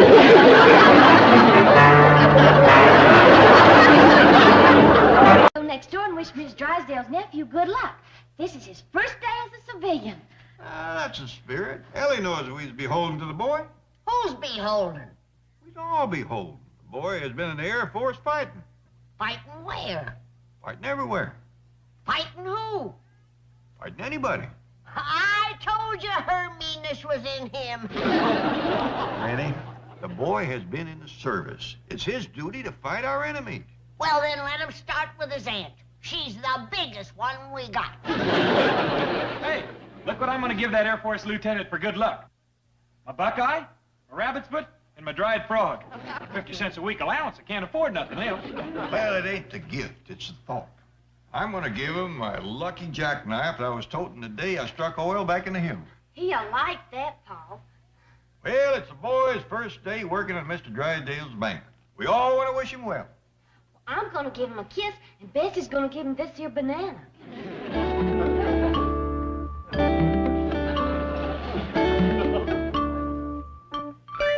I'll change and go with you. That's the spirit, Granny. I want you to know that you've made me feel mean and small and selfish. And I don't think I'll ever forgive you for it. Melvin, darling, I have a surprise for you. Huh? This morning, I'm going to prepare and serve breakfast myself. Hey, you haven't done that since we were first married. I'm thrilled. The thrill is mine to sit across the breakfast table from a handsome, dynamic young banker. Well, handsome, dynamic, yes, but I wouldn't exactly say young. Oh, Milburn, darling. Lance is barely 30. What are you talking about? My nephew, of course. Now that he's vice president of your bank, you can look forward to some real success. Margaret, for your information, my bank is already one of the most successful in Beverly Hills. Isn't that marvelous? And he's only been here one day. Phenomenal. Could I have some coffee? What a red-letter day for your bank. Getting Lance Bradford, the Air Force hero. Well, it's not exactly a rotten break for him either. After all, I'm making him vice president. Yes. Well, as long as promotion can be swift. Margaret, he's been in the Air Force for 10 years, and he's a second lieutenant. That's what I mean, dear. Right to the top. Could I have some coffee? Milburn, I hear Lance coming. On your feet. Quick. What? Rise. Stand at attention. A salute, dear. At ease. May I please have some coffee? What's with the robe and pajamas? I just got out of bed. He just got out of bed, dear. Do you sleep in that cap? Why, is it wrinkled? You are due at the bank at 9 o'clock. That's 0900 hours. That's $900. I thought you were going to fix breakfast. Oh, yes. Right away. Aunt Margaret, these lovely, delicate hands weren't meant for kitchen work. Milburn, why can't you be gallant and chivalrous like Lance? Now, can I have some coffee? Of course, dear. You are such a good influence on Milburn. Aren't you going to get dressed and go to the office? Don't rush me. It's a difficult transition from USAF to Combank. From what to what? Military parlance. USAF is United States Air Force. Combank is Commerce Bank. I'm VIP Combank, you're Sick Combank. Well, look who's here. Good morning. Morning. We come to wish Lance good luck. Bessie's got a present for you, Lance. Thank you. I love bananas. I got something for you, too, Lance. What's that? Oh, that's a buckeye, a rabbit's foot, and a dried frog. You eat it. I'm having eggs. Oh, they ain't to eat. They's for good luck. Oh. And this year's for good luck, too. How about a little good luck on this side? And for my part, Lance, I want you to have my lucky jackknife. I was toting it the day I struck oil. Beautiful. Beautiful gesture from a beautiful man. When you got problems, trouble is weighing you down, ain't nothing will do you more good than setting whittling on a piece of pine. And I fetched you one of them, too. Thank you. Beautiful, beautiful. I got 2 presents for you, Lance. Well, that's nice of you, Granny. Dr. Granny. Oh, yes, that's right. My first present is a jar of my homemade pickled owl gizzards. And my second present is free medical treatment. Thanks. They go together nicely. Well, we'll mosey along now and let you all have your breakfast. Well, it certainly has been wonderful. Ah! What are these horrible creatures doing in my breakfast room? What did you call us? Oh, no, Granny, she was referring to Lance and me. Come on, horrible creature. Let's eat in the kitchen where we belong. You know very well to whom I was referring. This little witch and her brood. Oh, no, Mark. You see, Jed, I told you she'd mean-mouth me. She don't like me. Oh, Granny. That is an understatement. You've always been a thorn in my side. I can change that to a fist in your mouth. Now, simmer down, Granny. Let's go, everybody. Oh, please, Jed, let me throw an uppercut to one of her chins. Get out of my house. I gotta let her have one good one. Now, Granny, we come here in a spirit of peace and friendship to wish good luck to Lance here. And we's leaving with a hymn of happiness. I got a joy, joy, joy, joy down in my heart. Down in my heart, down in my heart. I got a joy, joy, joy, joy. Down in my heart, you stay.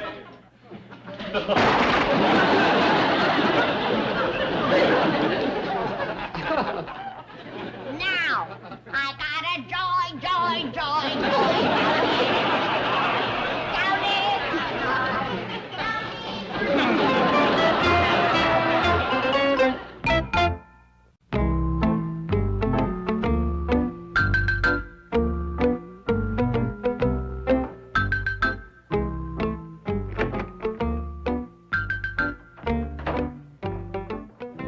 What do you think you're doing? Well, I have instructions to remove your name from the door. I thought you knew about it. Whoever issued those instructions is through. It was your wife. She's through. Your wife is through? That's right. She's through with these instructions. Has she issued any others? Yes, she wants her nephew's name on this door. I assigned him an office down the hall. Well, it seems she wants him to be close to you. Oh, well, that's understandable. He's new, he's learning the business, but we can't share the same office. I don't think she expects you to. She instructed me to put your name on this door. That is the washroom. This time my wife is going too far. I agreed to give a hero nephew a job, but this is ridiculous. By the way, where is the fearless falcon of the skies? I told him to stop and pick up some civilian clothes. I don't want him running around the office in his Air Force uniform. Yes, Miss Thompson. Sorry to intrude, but Mr. Lance Bradford is on his way up. And before he gets here, I wonder if I might ask a bit of a favor. What is it? Might I be his secretary? He's such a dashing chap, even in his civvies. Miss Thompson, Mr. Bradford's secretary will be chosen on merit. You will have an equal chance with the other girls. That's right. Now back to your desk. Yes, sir. Thank you. Hello, Ansel. Tally-ho. How about that? She recognized me, even as an ordinary civilian. Some civilian. You look like Baron von Richthofen. Thanks. Will my new convertible be all right parked down there in front? I won't be here long. Look, Ace, I hate to mention business, but your job is getting new accounts with this bank. I opened 2 new accounts on my way here. Really? Yes, I charged this outfit and the new convertible to the bank. Charge accounts I don't need. Your Aunt Margaret brings in plenty of those. And speaking of her, she said you had connections in high places. You might bring in some of that Pentagon loot. Don't get uptight, Skipper. As we say in the Air Force, any landing you walk away from is a good one. What does that have to do with anything? You're really earthbound, aren't you? Miss Hathaway, I'm ready to start interviewing secretaries. Yes, Mr. Bradford. Just call me Vipcom Bank. Vice President, Commerce Bank. He's Commander-in-Chief. I'm Vip. He's sick. I'm getting sicker by the minute. Now, look, Flyboy, you and I have to have a serious talk. Check with me about 1,400 hours. I'll try and squeeze you in. Yoo-hoo! Lance, why isn't your name on the door? Typical civilian inefficiency. If he were in the Air Force, he'd be on the carpet. You hear that, Milburn? If you were in the Air Force, you'd be on the carpet. Yeah, I may join. Lance, your new convertible is simply beautiful. Could you take me for a drive? I'd love to, Aunt Margaret, but I've got to interview some secretaries. Slave driver. What? Can't you let up on the boy even for a few moments? Must it be work, work, work all day? Well, I'll try to go easier on him. How do you do, Mrs. Drysdale? Miss Hathaway? The secretaries are here to be interviewed. Have them come in. Girls!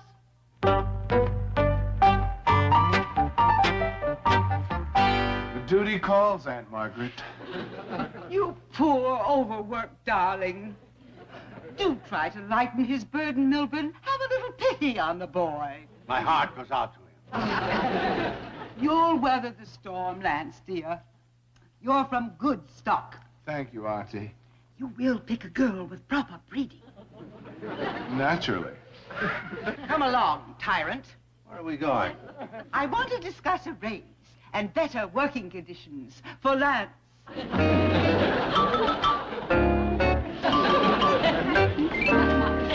All right, girls, attention. As I point to you, take one pace forward and state your name and qualifications. The choice will be made on individual merit. Janet Butterfield, 280, 100. That means she has been here 2 years, can type 80 words per minute, and take dictation at the rate of 100. Susan Graham, 285, and 110. Helen Thompson, 390, 115. Patricia Switzer, 38, 23, 36. And that means just what you think it does. You're hired.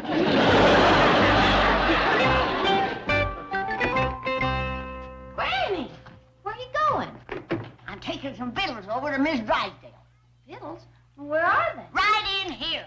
Rock, salt, and bacon rind. I'm gonna give her both barrels. Well, how come? That miserable woman just called up and said stay away from her nephew. Said if any of us dared step foot on her property, she'd sick the dog on us. Well, Granny, that ain't hardly reason enough to rock salt her. Then she called me a scrawny little runt and hung up. Do I look like a scrawny little runt? Of course not. I've had her name calling and reviling for 8 years, and I'm finally fed up. Pa ain't gonna like it. What your pa don't know won't hurt him.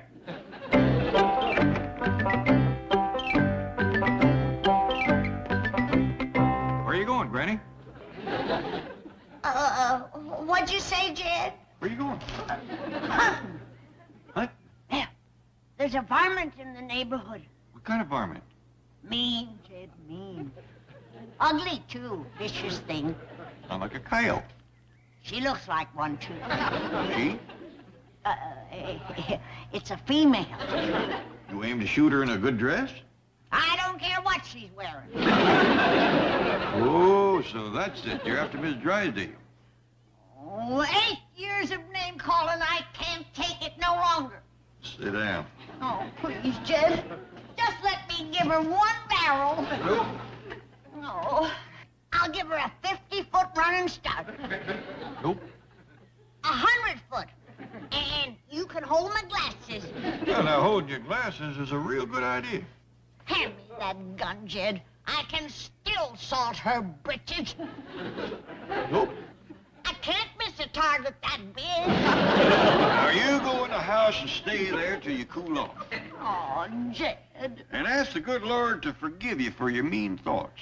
Ask him to fill your heart full of love and kindness. Ask him to make you a good neighbor. I wish he'd make me a good neighbor to take the place of the one I got now. You do as I tell you.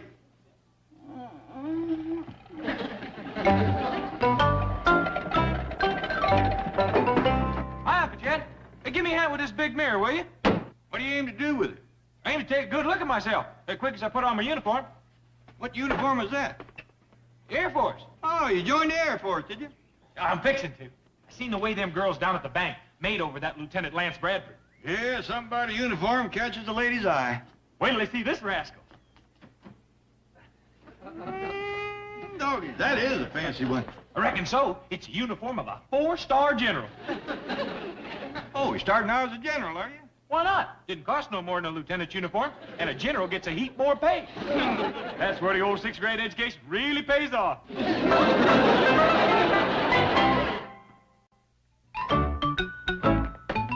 that?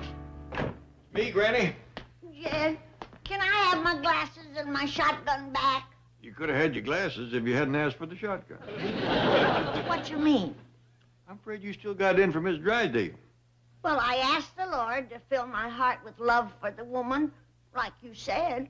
Did he do it? Jed, is it my fault that he don't like her neither?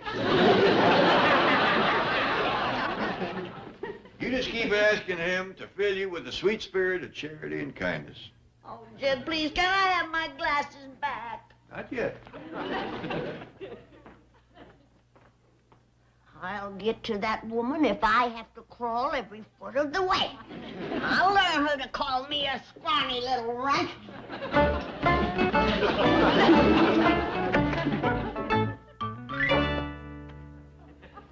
Oh, it's a poor old beggar woman.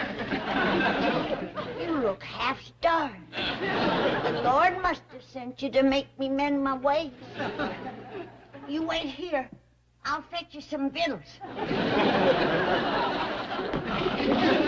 take a minute. My son-in-law's got my glasses. I'll hurry. Who are you talking to, Granny? A poor old beggar woman. I gotta fetch her something to eat. Poor, scrawny little runt. Oh, there's a bowl of fruit right here. Good. Fetch me a banana. They soft. She's so old, she might not have any teeth.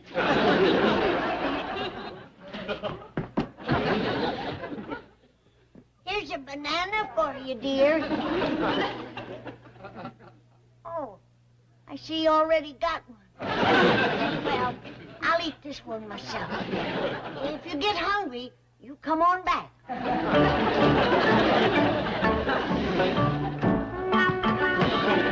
Hi, Granny. How do I look? You look fine. Where are you? Hey, I'm right here. Hey, where's your glasses? I don't need glasses. How do you like my uniform? I'm a 4-star general now. General?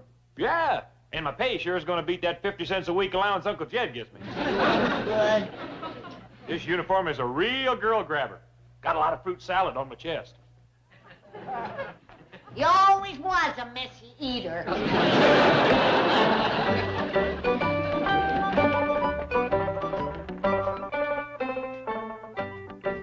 Dog. Ain't I something? Wait till the girls at the bank see me now.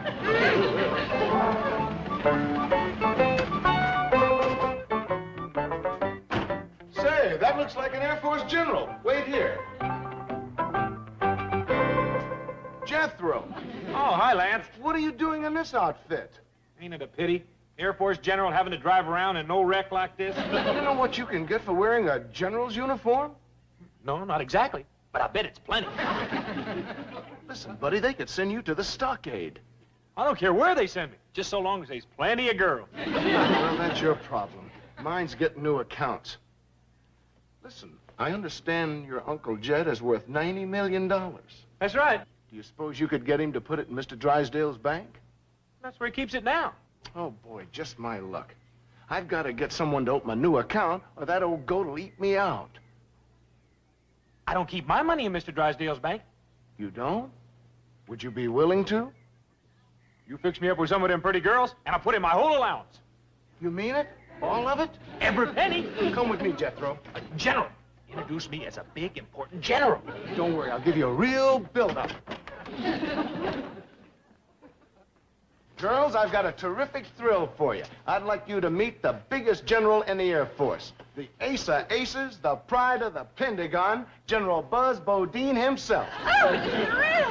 Look at all those decorations. And girls, he's single.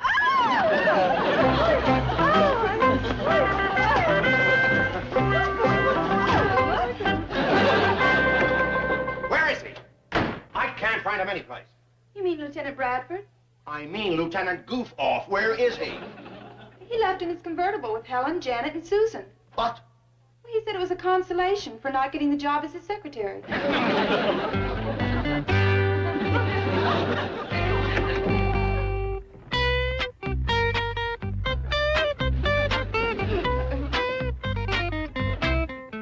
Miss Switzer! Yes, sir. What is this stuff? A hi-fi set, a color television, and a portable bar. The boss ordered it. I want it out of here, and I want him out of here, and I want his name off that door. Miss Hathaway! Yes, Chief? Come out of there. We're no longer sharing the washroom. Thank goodness. I was beginning to get claustrophobia. Where's Lance? That's a good question. I have some flowers for his desk. Well, put them in there. His desk has running water. Your office. Not anymore. It now belongs to that phony flyboy nephew of yours. What do you mean, phony? You told me that jerk had high connections, that it'd bring in some Pentagon money. And I have. Did you say you have? That's right. I've just come from a meeting with a 4-star Air Force general, and he's agreed to put his entire allowance into the bank. Holy mackerel. Those Air Force procurement allowances can run into billions. He's not kidding, is he, girls? No, he's not. We met him. He's the real thing, Doc's a 4-star general. They call him the pride of the Pentagon. Ace of aces. He's got decorations all over his chest. And he's putting his allowance in my bank? Every penny of it. Miss Hathaway, open the bar. Champagne for everyone. We're going to drink a toast to our hero, Lance Bradford. Margaret, I love you. Forgive me for doubting your nephew. He's a marvelous boy. Oh, there's someone in my office. Oh, I'll get it. You girls stay with our hero. Dance, drink, be merry. For he's a jolly good fellow. For he's a jolly good fellow. For he's a jolly good fellow. General, this is a great... General.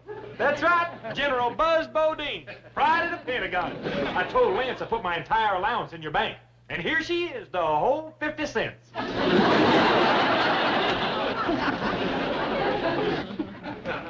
Lance, our hero. For he's a jolly good fellow. For he's a jolly good fellow. Which nobody can deny.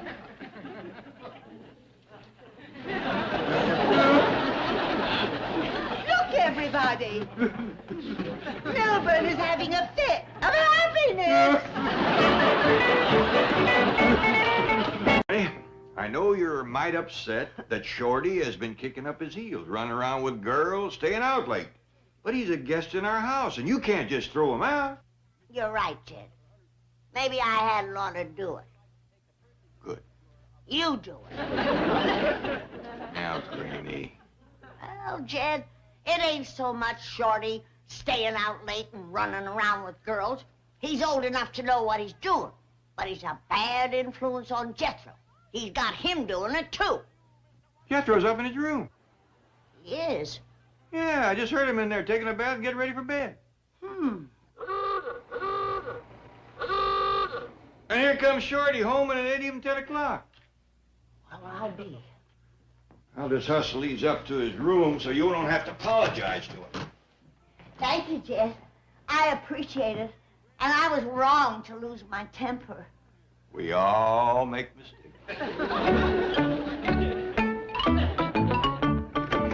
Treat 'em mean, treat 'em rough. Here comes Shorty with the stuff. Hollywood Shorty, that's my name. Hugging and a kissing, that's my game. Come on, Jethro, time to swing. 2 guys apiece, ring-a-ding-ding. Don't wait up for us tonight. Won't be home till broad daylight.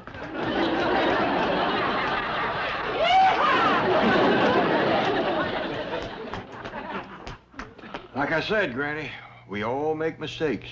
And I just made a whopper.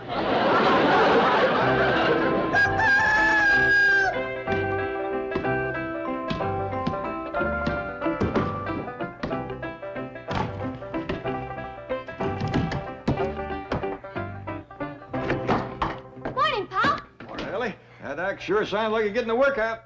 I ain't never seen such wood chopping in all my life. I gotta give Jethro credit. Out all night and chopping wood before breakfast. That ain't Jethro. It's Shorty. Shorty? Why in the world is he doing Jethro's chores? He was out all night, too. Can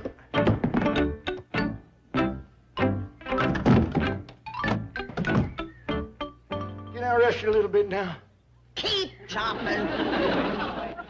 Granny, have a heart. Look, I got blisters on my hand. You'll have them someplace else if you don't get back to work. Easy now, that rock salt and bacon rind smart. Hey, what's all the noise out back? Granny's making poor little Shorty do all of your chores. Yeah, she got him chopping wood. That's a terrible thing to do to a fellow that was out all night. It woke me out of a sound sleep.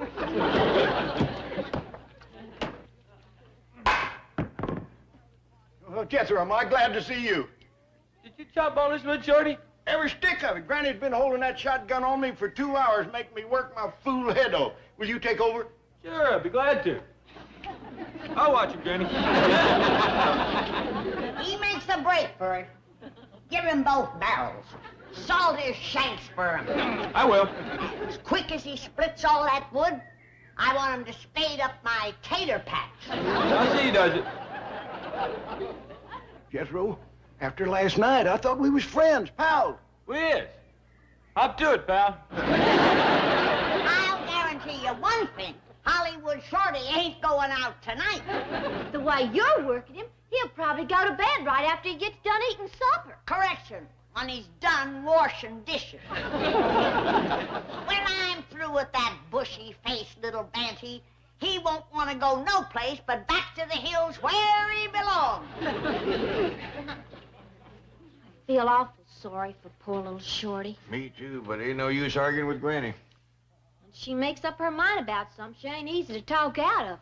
About as easy as talking a bulldog out of a bone. The best thing we can do is to be extra nice to Shorty. Kind of make up for Granny. I'll do it, Paul. I'll be real nice to him. I bet you might have taught her chopping wood, Shorty. I'll tell you the truth, Ellie Mae. If the warden's deputy wasn't holding a gun on me, I'd go over the wall. Jethro, you put that gun down and go chop that wood so Shorty can rest. Did you hear that, Shorty? Is that funny? I'm sitting there with a shotgun, and this dumb old girl cousin of mine thinks she can order me around. Is she dumb or is she dumb? You're dumb. D-U-M, dumb. Don't mess with him, Ellie Mae. He's big as a moose and twice as strong. Appreciate what you're trying to do. No, don't tangle with him. Oh, I can't look. You can look now, Shorty.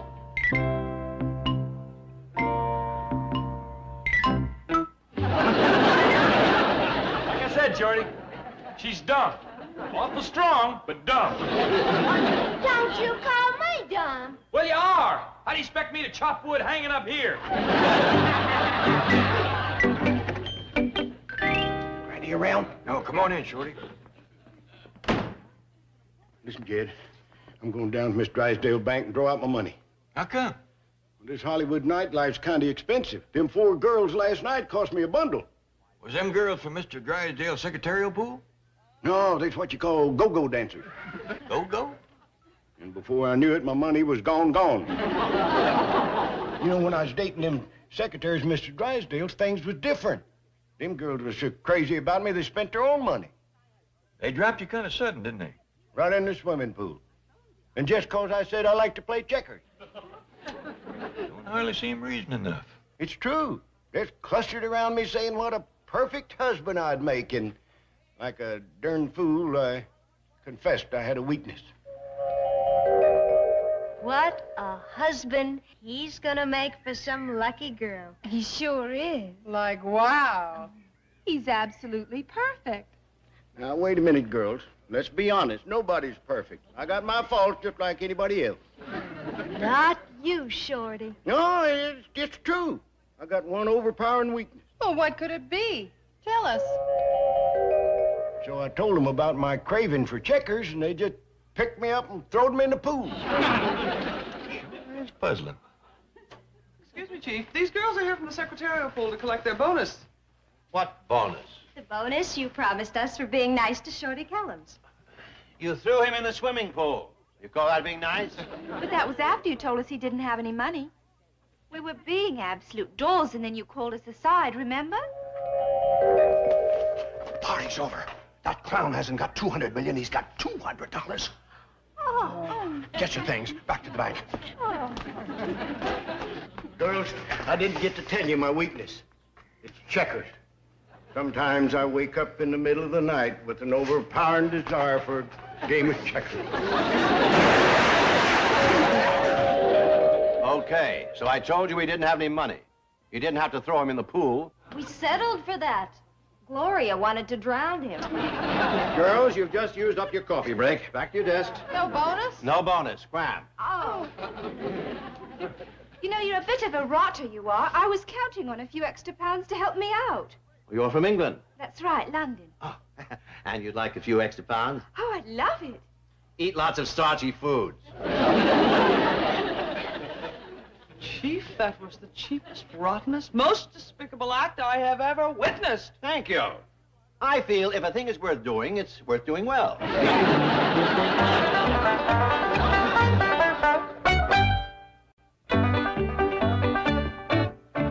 Shorty? Can I talk to you a minute? Kid, I gotta get down to the bank before Granny catches me. She'll put me to work. Granny's upstairs changing all the bed. She's gonna make me do the laundry. Well, she's going to be busy for some time. All right, what you want to talk to me about? Shorty, that $1,180 that you got in Mr. Drysdale's bank, that's your life savings. Yeah? Well, you don't want to spend all that on women. I don't intend to. I'm going to take the $800 I got for the Silver Dollar City Hotel and reinvest it. Good. I'm going to buy the Beverly Wilshire Hotel. I don't think I'd count on getting that for $800. That's a big rascal. If I have to, I'll go to 9. Cash talks, Jed. Shorty, let's call Mr. Drysdale and meet with him.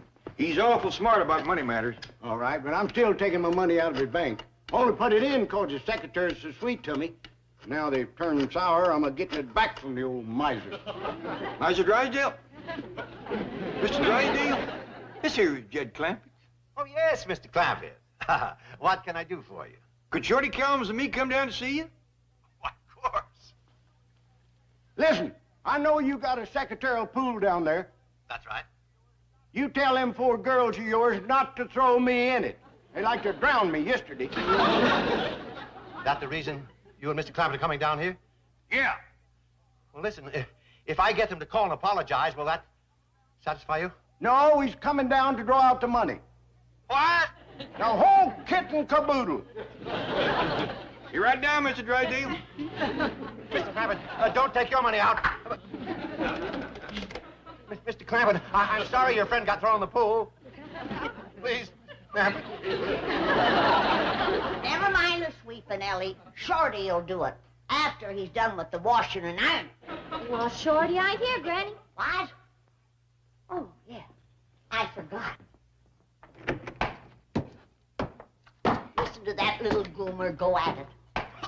I took him to the woodpile at dawn, and he ain't slacked off yet. He'll be ready to go back to the hills any time now. Well, that ain't Shorty chopping now, Granny. It's Jethro. Jethro? Don't tell me that boy is out there doing work of his own free will. Well, not exactly. There's a friend of mine standing guard. Hey, how about I take a little rest? All right. I was only asking. Jethro! Oh, Granny. Hey, I'm getting awful tired. Will you please ask Ellie's ape to let me take a rest? You big overgrown bubblehead. If you was stupid enough to let a dumb animal buffalo you, you deserve to get tired. Hey, you know something? She's right. You was just a dumb animal. I'm an intelligent human being. I done evolutionized clean past you. What you got going for you is instinct. I got the power to reason. You know what I just reasoned? I ain't chopping no more wood. tell you, Ellie, your cousin Jethro is the biggest nitwit that Jethro, what happened? That ape of yours blasted me, that's what happened. That crazy, dumb animal. Bessie ain't dumb. She is, too. Awful good shot, but dumb. Girls, angels, beautiful goddesses, I beseech you, let bygones be bygones. Have mercy on an old man. All right, that's enough. Let's forgive him. Oh, thank you, thank you. I feel cleansed and purified in the gentle rain of your kindness and mercy. Chief, I should like to clasp your hand and say that your humility is touching and a sign of true greatness. Thank you. Girls, angels, now that I have humbled myself and you have forgiven me, might I ask just one small favor? Sure. What is it? Well, just in case Mr. Clampett and his friend Mr. Kellums come to the bank, and mind you, it's 1,000 to 1 chance, but just in case they do show up, will you be nice to them, especially to Jed Clampett? Who's Jed Clampett? He's the funny old geezer with the torn hat and raunchy clothes who talks with a hillbilly drawl. He has $90 million. Right. He's that distinguished-looking gentleman with the casual wardrobe and darling rural accent. Please be extra nice to him. What's in it for us? Do we get a bonus this time? Of course. A bonus of my undying gratitude. Try again. The gratitude of the entire bank. One more time. The satisfaction of having performed an act of loyalty. You're not reaching us, Governor. Wait a minute. $100 apiece. Nice going, Ducks. You just reached us. Howdy, everybody. There he is, you living doll. Sweetheart. Dreamboat. Done forgive me for liking checkers.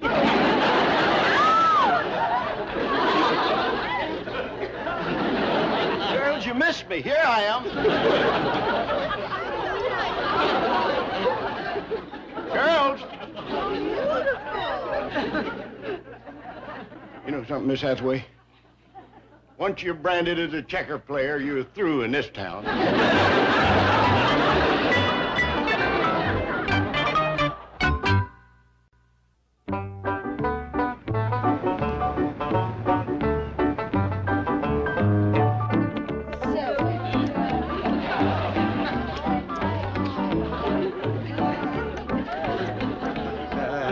There's plenty room on my lap, Gloria.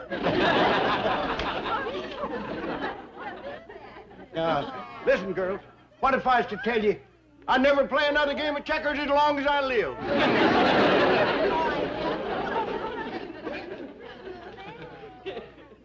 I never seen anybody carry a grudge like them 4 girls. Oh, Mr. Drysdale, I'd like to draw out my $1,180, please. Fine, fine. Oh, Miss Hathaway, take Mr. What's-his-name down to the cashier and get him his money.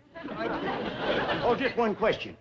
What do you reckon one of these big Beverly Hills hotels would cost? Oh, 20 or 30 million? Dollars? No, cucumbers. Just my luck. Papa's got his whole farm in corn and taters. Girls, what if I'd say I never had played checkers?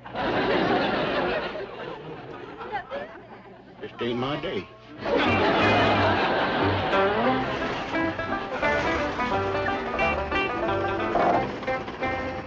Dad, tell me something. Is city women generally as fickle as them girls down Mr. Drysdale's bank?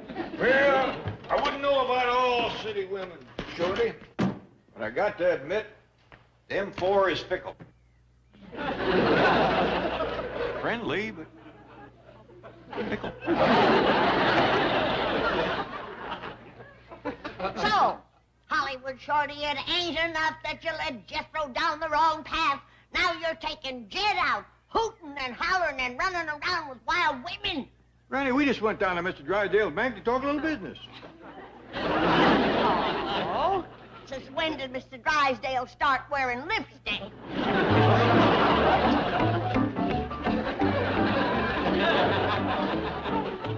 I think I better go wash my face.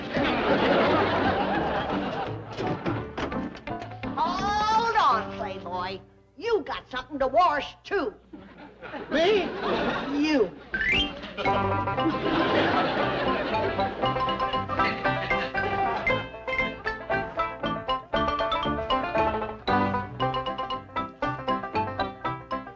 can now rest a minute. Keep scrubbing. That lye soap of yours is awful strong. Maybe it'll wash your sins away. It might could. It just took 2 fingernails.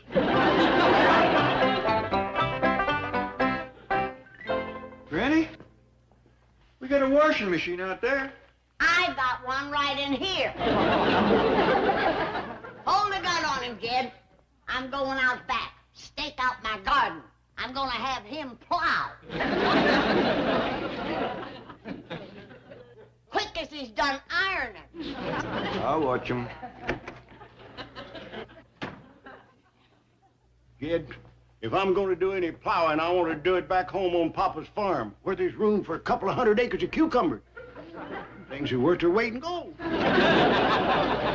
Shorty, speaking of your papa's farm, that's going to be yours one of these days soon, ain't it? Yeah. Ever think about getting married and settling down back there? Sure. Trouble is, I doubt if any of these city girls would want to live there. I'll marry a hill woman. They make the best wives anyway. Oh, but Jed, these city girls is a doggone much prettier. Mr. Kellogg, has Granny got you doing the washing? I'm afraid so, Ellie. Well, you just sit down and rest, and I'll do it first. Oh, bless your heart, Ellie Mae. You're a sweet thing. Shorty, besides being sweet, wouldn't you say that Ellie Mae is kind of pretty? Prettiest thing I ever seen. Well, she's a hill girl, born and raised there. Now, doggies, you're right. You take my word for it. Hill girls can be just as pretty as city girls any day in the week. And a heap better workers. And not so fickle. Jed, you done opened my eyes. And I'll be beholden to you forever. Pow, Pow, come here quick. What is it, Ellie? Shorty Kellums has asked me to marry you. I found this here note under my door. My dearest, darling angel of the hills, I have been a fool, running around with city women. But now my eyes is open. And I know that you is the only one for me. Will you marry me and come live on my papa's farm? Yours truly, Donald J. Kellums, Jr. P.S. I would have proposed in person, but I couldn't get up the nerve. What should I do, Paul? You just stay out of sight for a while, darling. I'll talk to Shorty about this.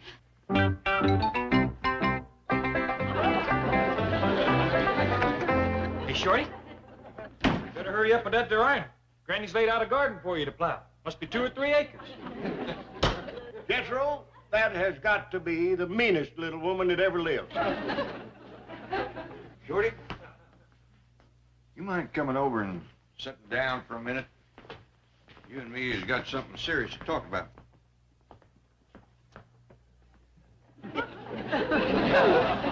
Jethro, why don't you run and get my ramrod and gun oil? I gotta make sure this old double barrel's in prime working order. Yes, sir. Shorty, the angel of the hills just showed me this proposal you slipped under her door. You ain't mad, are you, Jed? Well, I'm pretty near as happy as she is. She liked it, did she? She can't hardly wait for the wedding. And she won't mind coming back to the hills with me and living on Papa's farm? She loves the notion, Shorty. Pure loves it. Jed, this is my lucky day. I'm the happiest man in the world!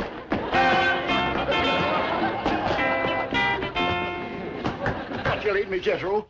I'm marrying into your family. Is that true, Uncle Jed? Sure is. Shorty put it on paper and slipped it under his lady love's door. Congratulations, Shorty. Granny's gonna make you a dandy wife. Yeah. Did he say Granny? That's what he said. Oh, Lordy. I slipped it under the wrong door. I blew it.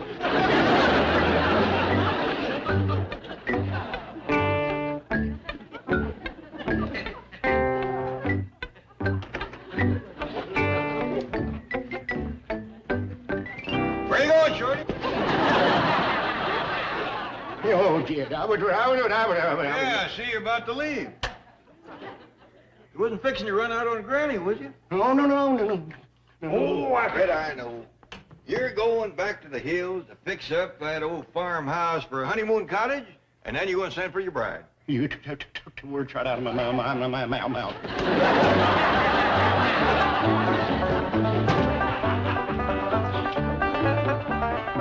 Shorty Kellums, where are you going? You come back here.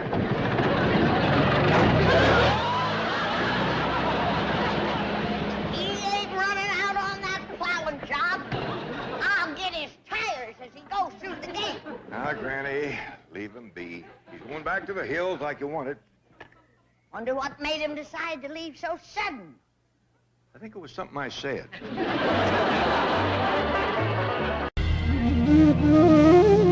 এত জলদি চলে যাব এটা আমি ভাবিনি। আমি আশা করেছিলাম যে অ্যাটলিস্ট টপ 10-এ আমি নিজেকে নিয়ে যেতে পারবো, কিন্তু একদম প্রথম এপিসোডেই আমাকে চলে যেতে হচ্ছে। এই ব্যাপারটা আমার জন্য খুবই দুঃখজনক।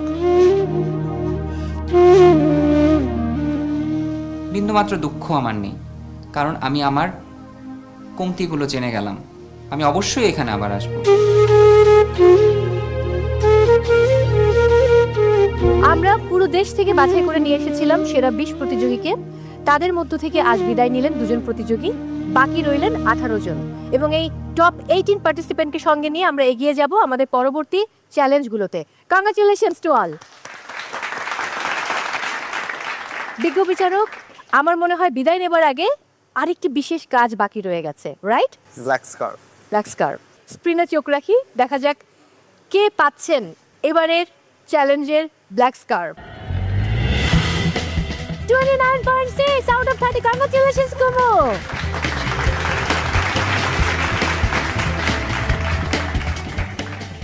আবারও দ্বিতীয়বারের মতো কুমুর দখলে black scarf. So back to back দুবার, পরবর্তীবার হয়ে গেলে কিন্তু হ্যাট্রিক হয়ে যাবে। কুমুর লক্ষ্য থাকবে এখন হ্যাট্রিকটা পূরণ করা, রাইট? আমি আজকের পর্বের প্রথম স্থান অধিকার করে ব্ল্যাক স্কার্ফটি অর্জন করেছি আবারও। আমার ভালো লাগছে, কিন্তু এটা পেতে গিয়ে আমার যে মানসিক চাপটা সহ্য করতে হয়েছে তা আমি ভাষায় বুঝাইতে পারবো না। কারণ আমি নিজে সেজুতি আপুকে একটা সহজ রেসিপি দিয়েছিলাম এবং সেটা থেকে সে 29 স্কোর করেছিল। তো ওনাকে বিট করতে হলে আমাকে 29-এর প্লাস পেতে হবে আউট অফ 30।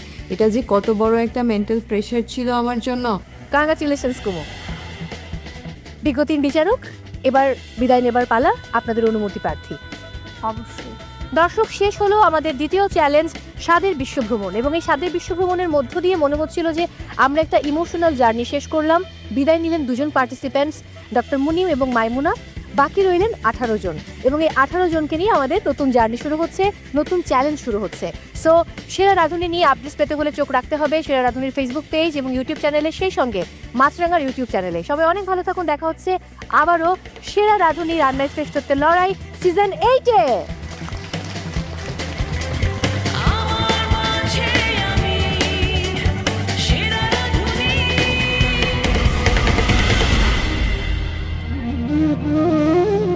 এত জলদি চলে যাব এটা আমি ভাবিনি। আমি আশা করেছিলাম যে অ্যাটলিস্ট টপ 10-এ আমি নিজেকে নিয়ে যেতে পারবো, কিন্তু একদম প্রথম এপিসোডেই আমাকে চলে যেতে হচ্ছে। এই ব্যাপারটা আমার জন্য খুবই দুঃখজনক। বিন্দুমাত্র দুঃখ আমার নেই, কারণ আমি আমার কমতিগুলো জেনে গেলাম। আমি অবশ্যই এখানে আবার আসবো।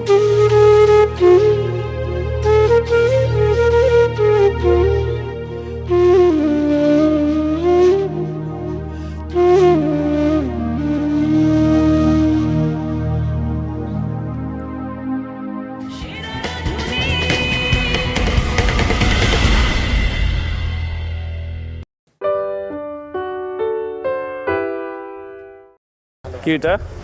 আমি করেছি ভিতর দিয়ে কাবাব আর হচ্ছে এটা হালুয়া করেছি। মিষ্টি ঠিকঠাক আছে? হ্যাঁ, আমি চেষ্টা করছি আপনাকে মিষ্টি মুখ করার জন্য। কি রান্না হচ্ছে?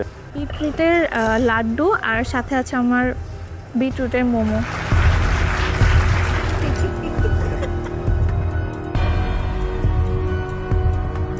কি অবস্থা ভাই? আপা আসসালামু আলাইকুম।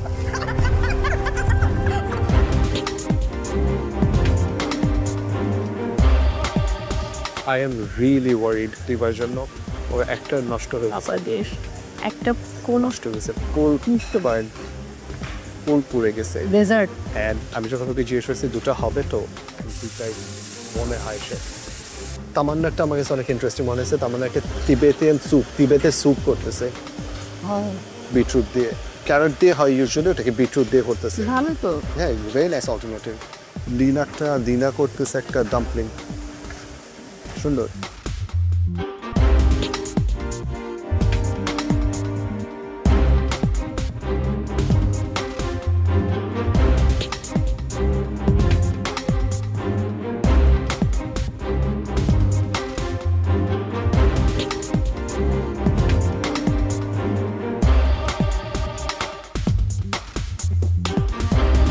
পার্টিসিপেন্টস আর মাত্র 15 মিনিট বাকি আছে এই 15 মিনিটের মধ্যে আপনাদের কুকিং কমপ্লিট করতে হবে এরপর প্লেটিং কস্টিং এবং kitchen cleaning please hurry up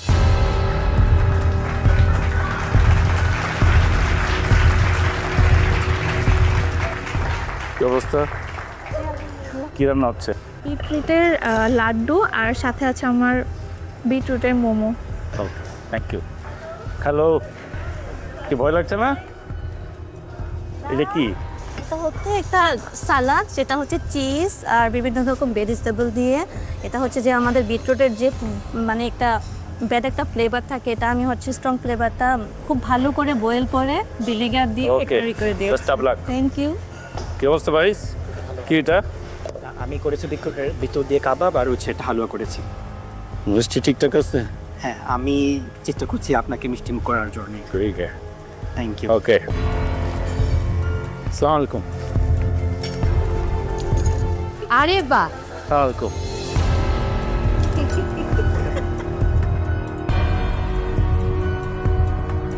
কি অবস্থা ভাই আপা আসসালামু আলাইকুম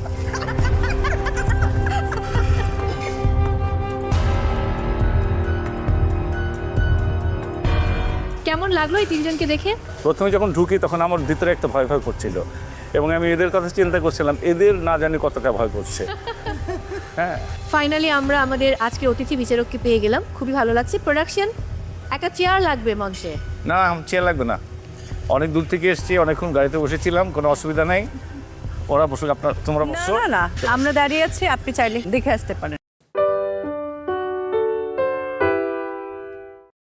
তাহলে কি নিচ্ছেন ওরা কেন থাকছে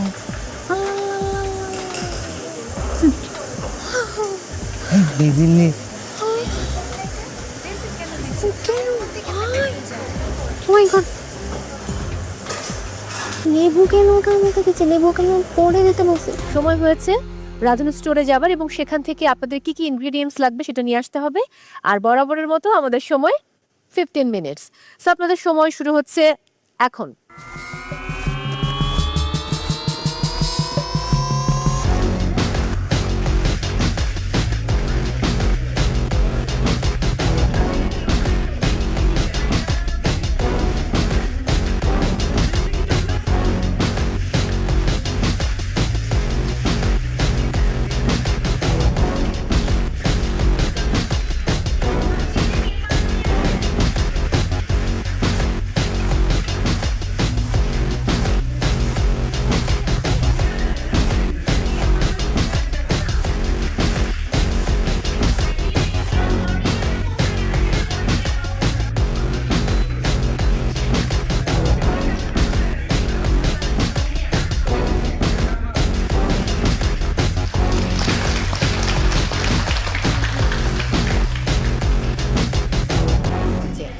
আজকে যে নজন রান্না করছেন আপনাদের সময় 1 ঘন্টা আর সেই সময় শুরু হচ্ছে এখন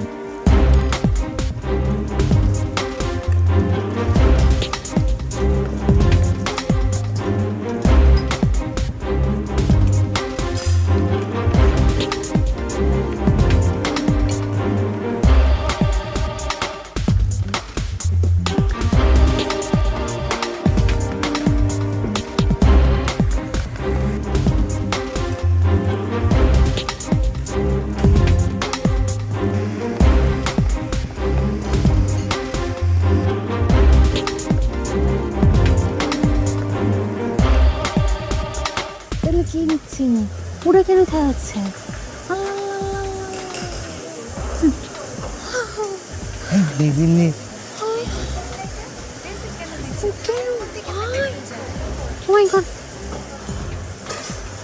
লেবু কেন কামড়ে দিচ্ছে লেবু কেন পড়ে দিতে বলছে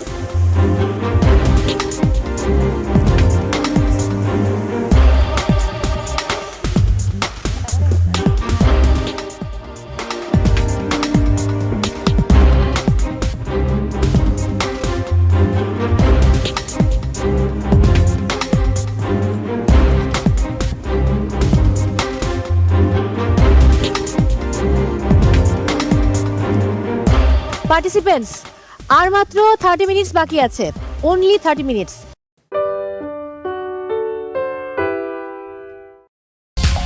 কচুর যে রুটটা আছে ওইটা দিয়ে ইলিশ মাছের একটা ঝোল কচুর পাতা আর কচুর যে ডগাটা ছিল ডাটাটা ওটা দিয়ে চিংড়ি মাছের সেমি গ্রেভির মতো একটা ঝোল আর সাথে করেছি সাদা ভাত এই তো বাংলার স্বাদে এখান থেকে এখানে চলে এলাম মানে আমি এক কথা বলবো ওয়াও পুরান ঢাকার লাকি এবং সেই সাথে ফরিদপুরের সাইমা আপনাদের খাবার নিয়ে চলে আসুন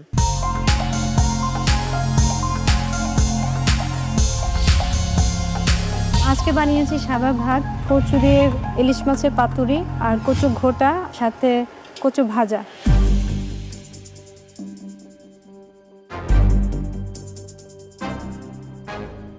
আমার কাছে ভালো লেগেছে থ্যাংক ইউ খেতে ভালো ছিল বিশেষ করে পাতুরিটা আমার কাছে অনেক ভালো লেগেছে প্লেটিংটা যদি একটু মাটির প্লেটে হতো মানে বাংলার স্বাদে একটু টান পড়েছি আদারওয়াইজ ভালো ছিল প্লেটিংটা সুন্দর I like the idea of the chips পাতুরিটা ইজ গুড তারপরে আমার মনে হয়েছে যে কচুর ইউসেজটা আর একটু ব্লেন্ডিংটা প্রপারলি হলে এটা ল্যাক অফ টাইম হতে পারে এটাকে রেখে দিলে অনেকক্ষণ এটাতে মাছটার ভিতরে কচুর ফ্লেভার্সগুলো ইনফিউজ হয়ে যেত ওখানে ছোট একটু ল্যাকিং রয়ে গিয়েছে best part about the dish is the ফ্রাইসটা খেতে মজা লাগতেছে কচুর যে ঘোটা করেছে সেটা 5 ফোড়নের কালো জিরা পরিমাণটা অনেক বেশি হওয়াতে একটু তেতো লাগছে আজকের প্লেটিংটা আরও ইমপ্রুভ করা উচিত ছিল দেখা যাক কি হয় কস্টিংয়ে কিছু আইটেমস মিসিং আছে লেবুর কস্টিং ধরেনি লেবু তো part of the plate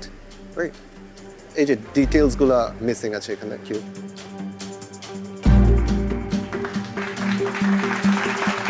thank you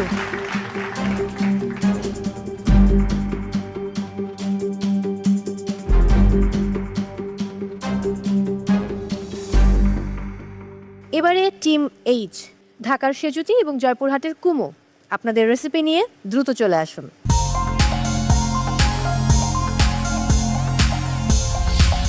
কচুর যে রুটটা আছে ওইটা দিয়ে ইলিশ মাছের একটা ঝোল কচুর পাতা আর কচুর যে ডগাটা ছিল ডাটাটা ওটা দিয়ে চিংড়ি মাছের সেমি গ্রেভির মতো একটা ঝোল আর সাথে করেছি সাদা ভাত একটু পেঁয়াজ ভর্তা আর কচু ভাজা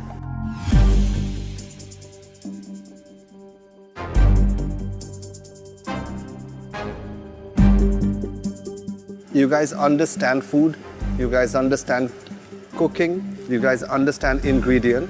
আমি জানি না গত এপিসোডে কি হয়েছিল what a comeback.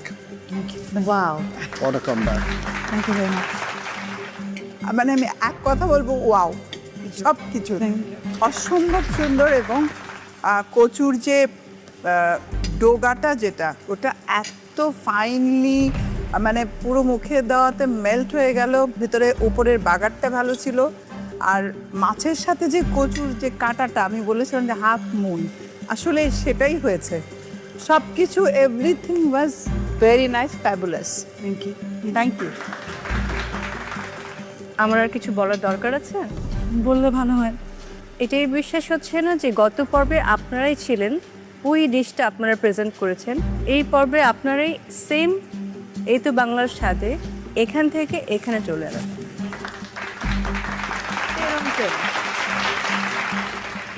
জান ফেরত এসেছে আবার ভেরি নাইস কস্টিং এ গতকালকে যে প্রবলেমটা ছিল ওটা আজকে নেই নাইস ঠিক আছে সুন্দর উনি যখন বলেছে যে ওনার জান ফেরত এসেছে তখন আমি বলবো যে আমার জানের পানি ফেরত এসেছে, বিকজ 2 এপিসোড ধরে খুব নার্ভাস ছিলাম যে কি হবে না হবে। সো ওনার কাছ থেকে অ্যাপ্রিসিয়েশন পেয়ে খুব ভালো লেগেছে।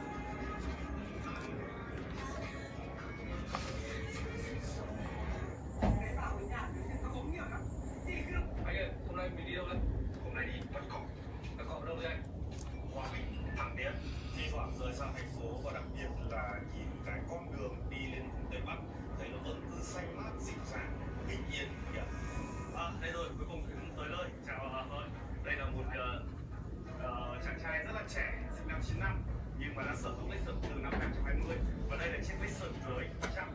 Em đánh 300 đời 2020 và model 2021 em mua là đăng ký là tháng 1 năm 2021 đúng không nhỉ? Thì xe này thì anh thấy rằng là em bảo là đi được 3 vạn km. 3 vạn 6 đấy, 3 vạn 6 km và đầy đủ lịch sử bảo dưỡng là hãng đúng không? Em hết bảo dưỡng 3 năm thì từ ngày đến bây giờ thì em mới đi được thêm lúc bảo dưỡng hết 3 năm rồi là 31.000, giờ là 36.000 thì 10.000, có những thêm 4.000. Em tức là lịch sử khi em mua thì họ có tặng em cái gói bảo dưỡng 35 hoặc 60.000 km đúng không? Tức là hết 35 trước chưa đi đến cái số 60.000 nhưng mà hết 3 năm rồi, 3 năm thì là đi được 31.000 và bây giờ là 36.000. Rồi thế thì anh xin phép là kiểm tra xe, tình trạng xe thực tế nhé. Thì anh em cũng tặng rồi và anh bây giờ kiểm tra trực tiếp. Có những cái gì thì em cứ chia sẻ cho cùng mọi người cùng xem nhé. Để đánh giá sơ bộ cái tình trạng sơ xi của xe cũng không có để nhiều. Và em đi 10 vạn km. Nhưng mà sao đợt này bán xe này thì đổi xe gì? Thì do sử dụng điện xe nhỏ hơn chút đi lại dễ. Bởi cái đường vào em nó bé nhỉ? Còn trên này thì đi không nhiều, em đi không nhiều.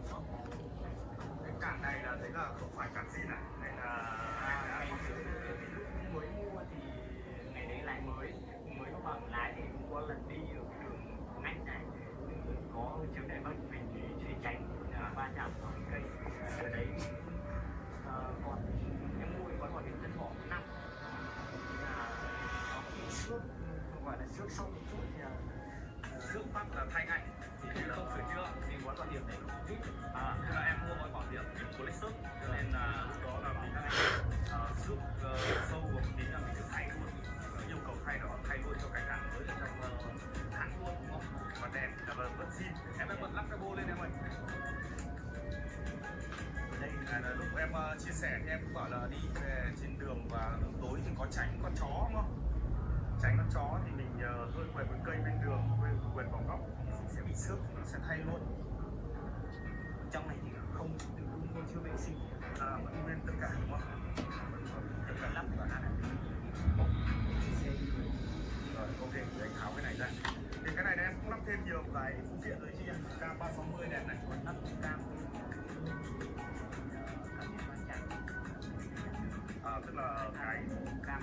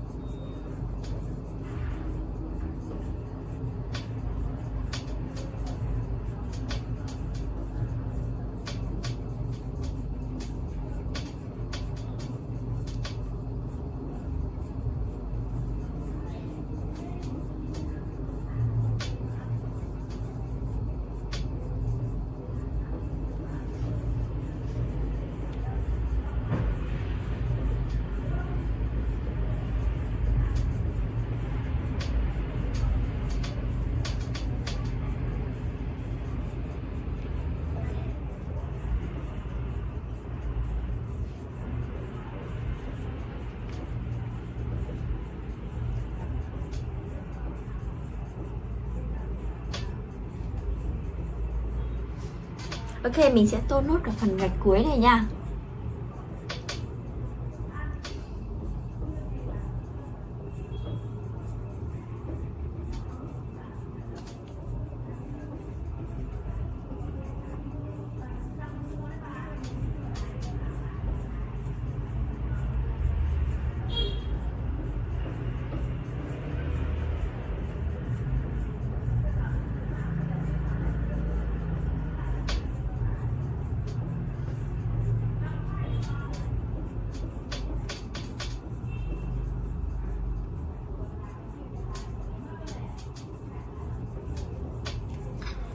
Ok, vậy là mình đã dùng xong màu vàng để tô bức tranh rồi nha. Và bây giờ mình sẽ cất màu vàng này đi.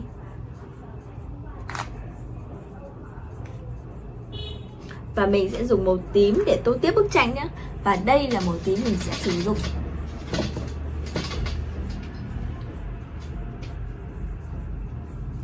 Mình sẽ tô nốt hai cái phần cuối, phần đuôi của chú ong này là đã hoàn thiện xong bức tranh rồi nhá.